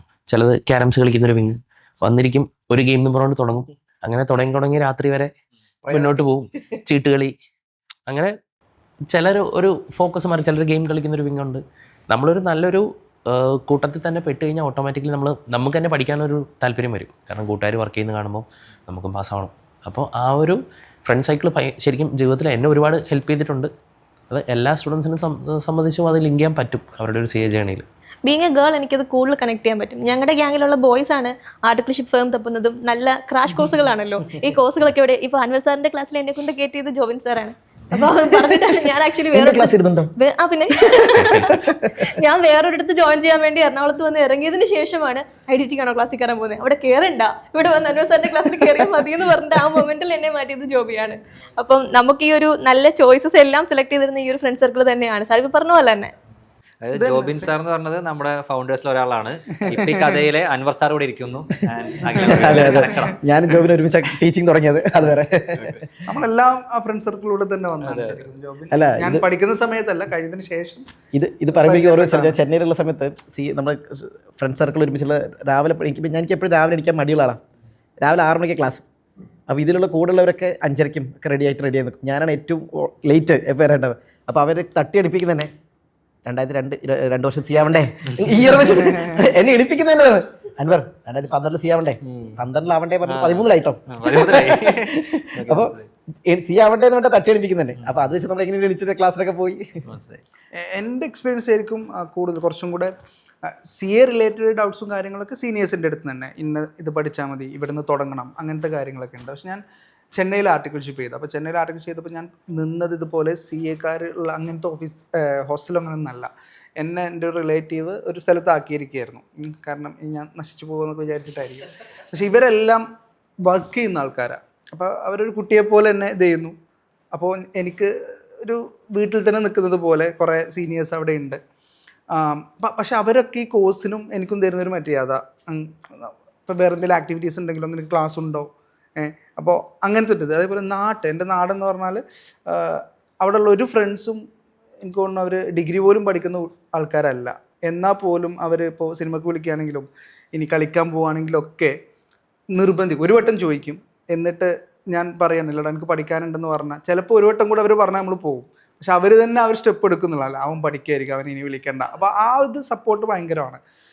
അത് ഈസി അല്ല ശരിക്കും. അങ്ങനത്തെ സ്ഥലത്ത് നമ്മൾ അവരുടെ സപ്പോർട്ട് ഇല്ലാന്നുണ്ടെങ്കിൽ നമ്മൾ ഭയങ്കര പഠിപ്പിയാക്കി കളയും. പിന്നെ നമുക്ക് ആ ഒരു സർക്കിളിലോട്ട് പോകാൻ കുറച്ച് ബുദ്ധിമുട്ടുണ്ടാവും. എനിക്ക് ഇന്നും അന്നും ആ ഒരു പ്രശ്നമില്ല. ഇപ്പോഴും എനിക്ക് ഒരുപാട് ഫ്രണ്ട് സർക്കിൾ വേറെ ഉണ്ടെന്നുണ്ടെങ്കിലും ഇപ്പോഴും എൻ്റെ ഫസ്റ്റ് ലെവൽ ഫ്രണ്ട്സായിട്ട് ഞാൻ കാണുന്നത് എൻ്റെ നാട്ടിലെ ആൾക്കാർ തന്നെയാണ് എന്നുള്ള. അല്ല, അതേപോലെ എനിക്ക് ആഡ് ചെയ്യാനുള്ള പോയിട്ട് ചിലപ്പോൾ ഞാൻ ഫൈനൽ പഠിക്കുന്ന സമയത്ത് നമ്മൾ മ്യൂച്വലി ഹെൽപ്പ് ചെയ്യില്ലേ. ഇപ്പോൾ ഒരാളുടെ പ്രശ്നം മറ്റാൾ സപ്പോർട്ട് ചെയ്യും, മറ്റാൾ തിരിച്ച് സപ്പോർട്ട് ചെയ്യും. അങ്ങനെ എൻ്റെ ലൈഫിൽ ശരിക്കും മറക്കാൻ പറ്റാത്ത എക്സ്പീരിയൻസ് വെച്ചാൽ ഞാൻ എൻ്റെ കൂടെ ഫ്രണ്ട് ഉണ്ടായിരുന്നു. ഞങ്ങൾ ഒരുമിച്ച് എക്സാം ചെയ്ത സമയത്ത് എനിക്ക് ആ അറ്റംപ്റ്റിൽ പാസ്സായി 2013. പുള്ളിക്ക് 6 മാർക്കിന് കിട്ടിയില്ല. അടുത്ത അറ്റംപ്റ്റ് എഴുതിയപ്പോൾ പുള്ളിക്ക് 210 കിട്ടി. പക്ഷേ ഒരു പേപ്പറിൽ 35 അങ്ങനെ സ്ട്രഗിൾ ആയിരുന്നു. അപ്പോൾ അപ്പോഴേ ഞാൻ ക്വാളിഫൈ ചെയ്തത്. അപ്പോൾ ഞാൻ ക്വാളിഫൈ ചെയ്ത സമയത്ത് ഇവൻ്റെ മെയിൻ ജോലി എന്താണെന്ന് അറിയും? ഇവൻ്റെ മെയിൻ ജോലി വെച്ചാൽ എനിക്ക് ക്ലാസ് എടുക്കാൻ താല്പര്യമുള്ള വ്യക്തി ആയതുകൊണ്ട് ഇവൻ ഓരോ ഇൻസ്റ്റിറ്റ്യൂട്ടിനെ വിളിച്ച് അൻവർ എന്നുള്ള ഫാക്കൽറ്റി ഉണ്ട്, നന്നായി എടുക്കും എന്നുള്ള രീതിക്ക് എന്നെ പ്രൊമോട്ട് ചെയ്യില്ല അവൻ്റെ ജോലി. അപ്പോൾ എന്നെ പുഷ് ചെയ്തിട്ടില്ലേ, അൻവർ ഇന്ന പ്രശ്നമുണ്ട്, നിന്നെ കൊണ്ട് എനിക്ക് ഈ പ്രശ്നം വരുന്നുണ്ട്, അത് ശരിയാക്ക്. ഡെയിലി വിളിച്ച് എന്നെ കറക്റ്റ് ചെയ്യില്ലേ, അതാണ് അവൻ്റെ ജോലി. അപ്പോൾ ഞാൻ പറഞ്ഞു, നീ പഠിക്കണം, നീ പാസ്സാവണ്ടേ അല്ലേ. പക്ഷേ എനിക്കിപ്പോഴും എന്ന് വെച്ചാൽ ഞാൻ അങ്ങനെ കയറി വരുന്നു. അപ്പോൾ അവൻ സി എ എനിക്കൊന്ന് 2 അറ്റംപ്റ്റ് കിട്ടാണ്ടിങ്ങനെയൊക്കെ വന്ന് സ്ട്രഗിളൊക്കെ വന്നു. പുള്ളി ACC എക്സാം ഇല്ലേ അത് രജിസ്റ്റർ ചെയ്തു. പുള്ളി ACC രജിസ്റ്റർ ചെയ്ത സമയത്ത് രജിസ്റ്റർ ചെയ്യുമ്പോൾ കാര്യം എന്ന് വെച്ചാൽ അപ്പോൾ അതിൻ്റെ രജിസ്ട്രേഷൻ ഫീസും എക്സാമൊക്കെ ഇല്ലേ, അൻവറെ ഇത്ര നിൻ്റെ അക്കൗണ്ടിൽ നിന്ന് എടുക്കുന്നുണ്ട് കേട്ടോ. അതായത് തരുമെന്നൊന്നല്ല, എൻ്റെ ഡെബിറ്റ് കാർഡ് അവൻ്റെ ഒരു OTP വരും. ഞാൻ ക്ലാസ് എടുക്കുമ്പോൾ OTP കൊടുക്കും, അക്കൗണ്ടിൽ ACCയുടെ പൈസയ്ക്കല്ലേ പോവും. പക്ഷേ പുള്ളിക്കാരൻ ACC പാസ്സായി. എൻ്റെ റൂമിൽ വെച്ചിട്ട് ഞാൻ നോക്കിയത്. അപ്പോൾ ACC പാസ്സായി. 1 വീക്കിന് ശേഷം CA പാസ്സായി. 2 ക്വാളിഫിക്കേഷൻ. എന്നിട്ട് പുള്ളി ഒരു പ്രോഗ്രാമിന് പറഞ്ഞു, അൻവറെ ഞാൻ പഠിച്ച സമയത്ത് ഈ എറണാകുളത്ത് ട്രാവൻകൂർ കോട്ടില്ലേ, അപ്പോൾ അതിൻ്റെ അടുത്താണ് ഞാൻ ഒരു ഭക്ഷണം കഴിക്കാൻ പോകാം. അപ്പോൾ എപ്പോഴും ഭക്ഷണം കഴിക്കാൻ പോകുമ്പോൾ ഞാൻ നോക്കാറുണ്ട് ഈ ഹോട്ടൽ എത്ര ആരെങ്കിലും. പിന്നെ അതിൻ്റെ ഓഡിറ്റ് ചെയ്ത് അവനായിരുന്നു. ആ ഓഡിറ്റ് ചെയ്ത സമയത്ത് അവൻ പറഞ്ഞതെന്ന് വെച്ചാൽ ഇപ്പുറത്ത് സൈൻ ചെയ്യുന്ന വ്യക്തിയില്ലേ, ഓഡിറ്റ് റിപ്പോർട്ട് സൈൻ ചെയ്യുന്നത് മോഹൻലാൽ ആണ്, അതിൻ്റെ ഓണർ. ഇപ്പുറത്ത് സൈൻ ചെയ്ത് എൻ്റെ ഫ്രണ്ടാണ് ഓഡിറ്റ് റിപ്പോർട്ട് സൈൻ ചെയ്തത്. അപ്പോൾ നിങ്ങൾ ആലോചിച്ച് കരിയറിൽ ഒരു മ്യൂച്വലി ഹെൽപ്പ് ഭയങ്കര ഉണ്ടായിരുന്നു. ഇതിൽ വേറെ ഒരു മനസ്സിലായി, മോഹൻലാൽ എന്ന ആക്ടറിനെ പലർക്കും അറിയാം, മോഹൻലാൽ എന്ന ബിസിനസ്മാനെ. അപ്പോൾ അവരുടെ വീട്ടിലും ഒരു CA ഉണ്ട്. Okay, last question. ഞാൻ നേരത്തെ ലാസ്റ്റ് ക്വസ്റ്റ്യൻ എന്ന് പറഞ്ഞു, പക്ഷേ ഇത് ഞാൻ വിട്ടുപോയതാണ്. എന്തുകൊണ്ട് ഇപ്പോൾ +2 പഠിച്ചുകൊണ്ടിരിക്കുന്ന ഒരു കുട്ടി ഒരു എക്സാമൊക്കെ വരുന്നേ ഉള്ളൂ, അപ്പോൾ നമ്മളിപ്പോൾ തന്നെ അഡ്മിഷൻ എടുക്കാൻ പറയാറുണ്ട്. അതായത് നിങ്ങൾ CA ആണെന്ന് തീരുമാനിച്ച് ഉറപ്പിച്ചിട്ടുണ്ടെങ്കിൽ ഇനി അധികം വൈകണ്ടെന്ന് പറയാറുണ്ട്. അപ്പോൾ നേരത്തെ അഡ്മിഷൻ എടുക്കുന്നതിനുള്ള ഗുണം എന്താണെന്ന് ചോദിച്ചാൽ എന്താണ് സാർ പറയാം? ഇപ്പോഴേ അഡ്മിഷൻ എടുത്തത് ഒന്ന് എന്താണ്, നമ്മൾ എന്താ പറയുക, നമ്മുടെ ഫോക്കസ് ഒന്നും കൂടെ ഒരു പ്രൊഫഷണൽ കോഴ്സാണ്. അപ്പോൾ അതിനൊരു ഏപ്രിൽ കഴിഞ്ഞ് ഉടനെ തന്നെ, ഇപ്പോൾ മറ്റേ മാർച്ചിൽ നമ്മുടെ എക്സാം കഴിയും, ഏപ്രിലായിരിക്കും നമ്മുടെ ഒരു ബാച്ചസും കാര്യങ്ങളൊക്കെ സ്റ്റാർട്ട് ചെയ്യുന്നത്. ഒരു സംശയമില്ലാതെ അതിൽ വന്ന് ജോയിൻ ചെയ്യാനും ഫസ്റ്റ് സെപ്റ്റംബറിൽ തന്നെ നല്ല രീതിയിൽ പാസ്സാകാനും പറ്റും. അല്ലെങ്കിലുള്ള ഒരു പ്രശ്നം എന്ന് പറഞ്ഞാൽ നമ്മൾ കുറച്ച് വൈകിട്ടാണ് ഈ ഡിസിഷൻ എടുക്കുന്നതെന്നുണ്ടെങ്കിൽ നമ്മൾ ആ ഒരു അറ്റംപ്റ്റ് പോകും അല്ലേ. അപ്പോൾ നമുക്ക് സെപ്റ്റംബറിൽ എഴുതാൻ പറ്റില്ല, കുറച്ചും കൂടെ കഴിഞ്ഞിട്ടാണ് നമ്മൾ ഡിസിഷൻ എടുക്കുന്നത്, ജാനിലും എഴുതാൻ പറ്റില്ല, പിന്നെ അടുത്ത മെയിലേ അവൻ അറ്റംപ്റ്റ് ഉള്ളൂ. അപ്പോൾ ഇപ്പോൾ നമ്മൾ ഒരു ട്രെൻഡൊക്കെ നോക്കുകയാണെന്നുണ്ടെങ്കിൽ കൂടുതൽ പിള്ളേരും ഈ സെപ്റ്റംബറിൽ തന്നെ എന്ത് ചെയ്യുന്നുണ്ട്, എക്സാം എഴുതുന്നുണ്ട്. ചുരുക്കി പറഞ്ഞാൽ 6 months to 1 year അവന് ലാപ്സ് ആവും, അവൻ്റെ കരിയറിൽ നിന്ന് അങ്ങ് പോകുന്നുള്ളതാണ് നേരത്തെ ഇങ്ങനെ ഡിസിഷൻ എടുത്തിട്ടില്ലെങ്കിൽ ഒരു പ്രശ്നം. ഇപ്പോൾ എന്നെ സംബന്ധിച്ച് ഞാനൊരു 10th കഴിഞ്ഞപ്പോൾ തന്നെ CA എന്ന് തീരുമാനിച്ചു. കാരണം സയൻസ് ഫീൽഡിനോട് താല്പര്യമില്ല. അപ്പോൾ ഇത് തന്നെ നമ്മുടെ കോഴ്സ് എന്നുള്ളത് തീരുമാനിച്ചു. അപ്പം പൊതുവേ നമ്മൾ +2 കഴിയണം, എക്സാം കഴിയണം, പാസ്സാവണം, അതല്ലേ നമ്മുടെ ഒരു ഐഡിയ. അപ്പം അന്ന് ഞാൻ +2ൻ്റെ എക്സാമൊക്കെ കഴിഞ്ഞപ്പം ഒരു ഇൻസ്റ്റിറ്റ്യൂട്ട് വിളിച്ച് ചോദിച്ചു. അന്ന് വിളിച്ച് ചോദിക്കുന്ന അന്നായിരുന്നു CA, അന്ന് CPT എക്സാമാണ്, ജൂൺ അറ്റംപ്റ്റ് എഴുതാനുള്ള ലാസ്റ്റ് ഡേറ്റ്. അപ്പം അന്ന് തന്നെ എക്സാം കഴിഞ്ഞുള്ളൂ, പെട്ടെന്ന് എന്ത് ചെയ്യണം ഒരു ഐഡിയ ഇല്ല. അപ്പോൾ അങ്ങനെ ഒരു അറ്റംപ്റ്റ് സ്കിപ്പായി എന്ന് പറഞ്ഞാൽ, ഒരു അറ്റംപ്റ്റ് എന്ന് പറയുമ്പോൾ ശരിക്കും ഒരു 6 മാസമാണ്. അപ്പം എത്രയും നേരത്തെ നമ്മളത് രജിസ്റ്റർ ചെയ്ത് വെച്ചിട്ടുണ്ടെങ്കിൽ ഈ ഡ്യൂ ഡേറ്റ്സ് മിസ്സാവാതിരിക്കും. പിന്നെ പറ്റുവാണെങ്കിൽ എത്രയും നേരത്തെ തുടങ്ങിയാൽ അത്രയും നല്ലത്. ഇപ്പം +2 തന്നെ സ്റ്റഡീസൊക്കെ സ്റ്റാർട്ട് ചെയ്യുന്നുണ്ടെങ്കിൽ അത് +2 ഒരു ഹെൽപ്പ് കിട്ടും. പിന്നെ സാറ് പറഞ്ഞ പോലെ തന്നെ നമുക്ക് +2 പഠിക്കുമ്പോൾ തന്നെ നമ്മളത് ഈ ഒരു ലെവലിലേക്ക് നമ്മൾ ഫോക്കസ്ഡ് ആയിട്ട് പഠിച്ചു തുടങ്ങും. അപ്പോൾ എന്നെ സംബന്ധിച്ച് +1 അക്കൗണ്ട്സ് തുടങ്ങിയപ്പോൾ തന്നെ അക്കൗണ്ട്സാണ് മെയിൻ സബ്ജക്റ്റ് എന്നറിയായിരുന്നു. അപ്പോൾ അത് പഠിച്ചു തുടങ്ങിയപ്പോൾ തന്നെ നമ്മൾ ആ ഒരു ലെവലിൽ ഇത് 100% സെറ്റാക്കിയിട്ട് പോരുവോളൂ എന്നുള്ള ലെവലിൽ തന്നെയാണ് പഠിച്ചു തുടങ്ങിയത്. പക്ഷേ നേരത്തെ രജിസ്റ്റർ ചെയ്താൽ ചിലപ്പോൾ ഒരു അറ്റംപ്റ്റുകൾ നമുക്ക് നേരത്തെ സേവ് ചെയ്യാൻ പറ്റും. ചിലപ്പോൾ +2ൻ്റെ കൂടെ തന്നെ ഇത് എഴുതി പാസ്സാവുന്ന സ്റ്റുഡൻസ് ഉണ്ട്. ചിലപ്പോൾ മെയ് അറ്റംപ്റ്റിൽ എഴുതി ക്ലിയറായി പോരുന്ന സ്റ്റുഡൻസും നമ്മുടെ കൂടെ തന്നെ ഉണ്ട്. അപ്പം എത്ര നേരത്തെ തുടങ്ങുന്നു അത്രയും നല്ലതാണ്. ആഷിഫ് സാർ, അതിലൊരു മേജർ പോയിന്റ് എന്തെന്നറിയോ, നമ്മൾ കണ്ടിട്ടുള്ള ഒരു ട്രെൻഡ് വെച്ചിട്ട് ഡിസംബർ ആകുമ്പോൾ തന്നെ നമ്മുടെ ഏപ്രിൽ ബാച്ചിൽ അഡ്മിഷൻ ഒരു 70% ഫില്ലാവും. കുട്ടികൾ അത്രയും പ്രീ പ്ലാൻഡ് ആണ്. ഇപ്പോൾ നമ്മൾ നോക്കിയാൽ അറിയാം, അതിനകത്ത് ഇനി ഒരു വളരെ കുറച്ച് സീറ്റും കൂടെ ഫില്ലാവാനുണ്ടാവുള്ളൂ. അപ്പോൾ നമ്മൾ വിളിക്കുന്ന കുട്ടികൾ മെയ് ചേർന്നാൽ മതിയോ ജൂണിൽ ചേർന്നാൽ മതിയോ എന്ന് ചോദിക്കുമ്പോൾ നമ്മൾ ഈ കാര്യം പറയും, അവർക്ക് സെപ്റ്റംബർ അറ്റംപ്റ്റ് കിട്ടണമെങ്കിൽ ഏപ്രിൽ വരണം എന്നുള്ളൊരു സംഭവം പറയും. അപ്പോൾ എല്ലാ കുട്ടികളും തന്നെ എത്രയും പെട്ടെന്ന് എക്സാം എഴുതാനുള്ള തിരക്കാണ്. അപ്പോൾ ആ ഒരു അഡ്വാൻറ്റേജ് നേരത്തെ വരുന്നവർക്ക് നമുക്ക് പ്രാക്ടിക്കലി നോക്കുമ്പോൾ അതുണ്ട്. അതായത് നമ്മൾ ഇത് ഭയങ്കരമായി ആലോചിച്ച് തീരുമാനിച്ച് ഏതൊക്കെ തിരഞ്ഞു വരുമ്പോഴേക്കും ചിലപ്പോൾ ഏറ്റവും ബെസ്റ്റ് ഇൻസ്റ്റിറ്റ്യൂട്ടിൽ സീറ്റ് ഫിൽ ആയിട്ടുണ്ടെങ്കിൽ പിന്നെ നമ്മളൊരു സെക്കൻഡറി ഓപ്ഷനിലേക്ക് ഫസ്റ്റ് ബാച്ചിൽ നമുക്ക് ചിലപ്പോൾ പിന്നെ അഡ്മിഷൻ കിട്ടില്ല. Second or third batch. അപ്പോൾ ചിലപ്പോൾ നമുക്ക് സെപ്റ്റംബറിൽ അത്രയും ക്ലാസ്സുകൾ കംപ്ലീറ്റ് ആവണമെന്നില്ല. ആ ബാച്ചിലെ കുട്ടികളുടെ ഒരു അഡ്വാൻറ്റേജ്, നല്ലപോലെ പ്രിപ്പയർ ചെയ്തിട്ട് അവർ എഴുതി സെപ്റ്റംബറിൽ തന്നെ ക്രാക്ക് ചെയ്യുന്നവരുണ്ട്. ചിലർ ബൈ ചാൻസ് ചെറിയ ഇതിൽ പോയാലും അവർക്കതിന് ടെൻഷനില്ല. ഇവരുടെ കൂടെ തുടങ്ങുന്ന ബാക്കി 2 ബാച്ചുകാരില്ലേ, അവരുടെ അറ്റംപ്റ്റ് ജാനുവരിയിലാണല്ലോ, ആ കൂടെ തന്നെ ഇവരും പാസ്സാവുന്നുണ്ട്. ഇവർക്കൊരു ലോസ് ഒന്നൊരു ഫീൽ ഇല്ലാതെ കോൺഫിഡൻ്റ്ലി പോകാൻ പറ്റും. അപ്പോൾ എന്തായാലും വളരെ ഫ്രൂട്ട്ഫുൾ ആയിട്ടുള്ള ഒരു ഡിസ്കഷനാണ് ഇവിടെ നടന്നത്. അപ്പോൾ ഇതിൻ്റെ കട്ടുകളൊക്കെ ഇനി ഇങ്ങനെ വന്നു തുടങ്ങും. ഞങ്ങൾ ചില മീമുകളൊക്കെ കയറ്റിയിട്ട് മാക്സിമം സെറ്റാക്കാനുള്ള ശ്രമത്തിലാണ്. Thank you very much for being here. ഭയങ്കര സമയം ഒരുപാടായി. അപ്പോൾ നിങ്ങളുടെ തിരക്കേറിയ ജീവിതത്തിലേക്ക് നാളെ മുതൽ വീണ്ടും തിരിച്ചു ഉള്ളതായതുകൊണ്ട് ഇനി ഞാൻ ബുദ്ധിമുട്ടിക്കുന്നില്ല. ബൈ.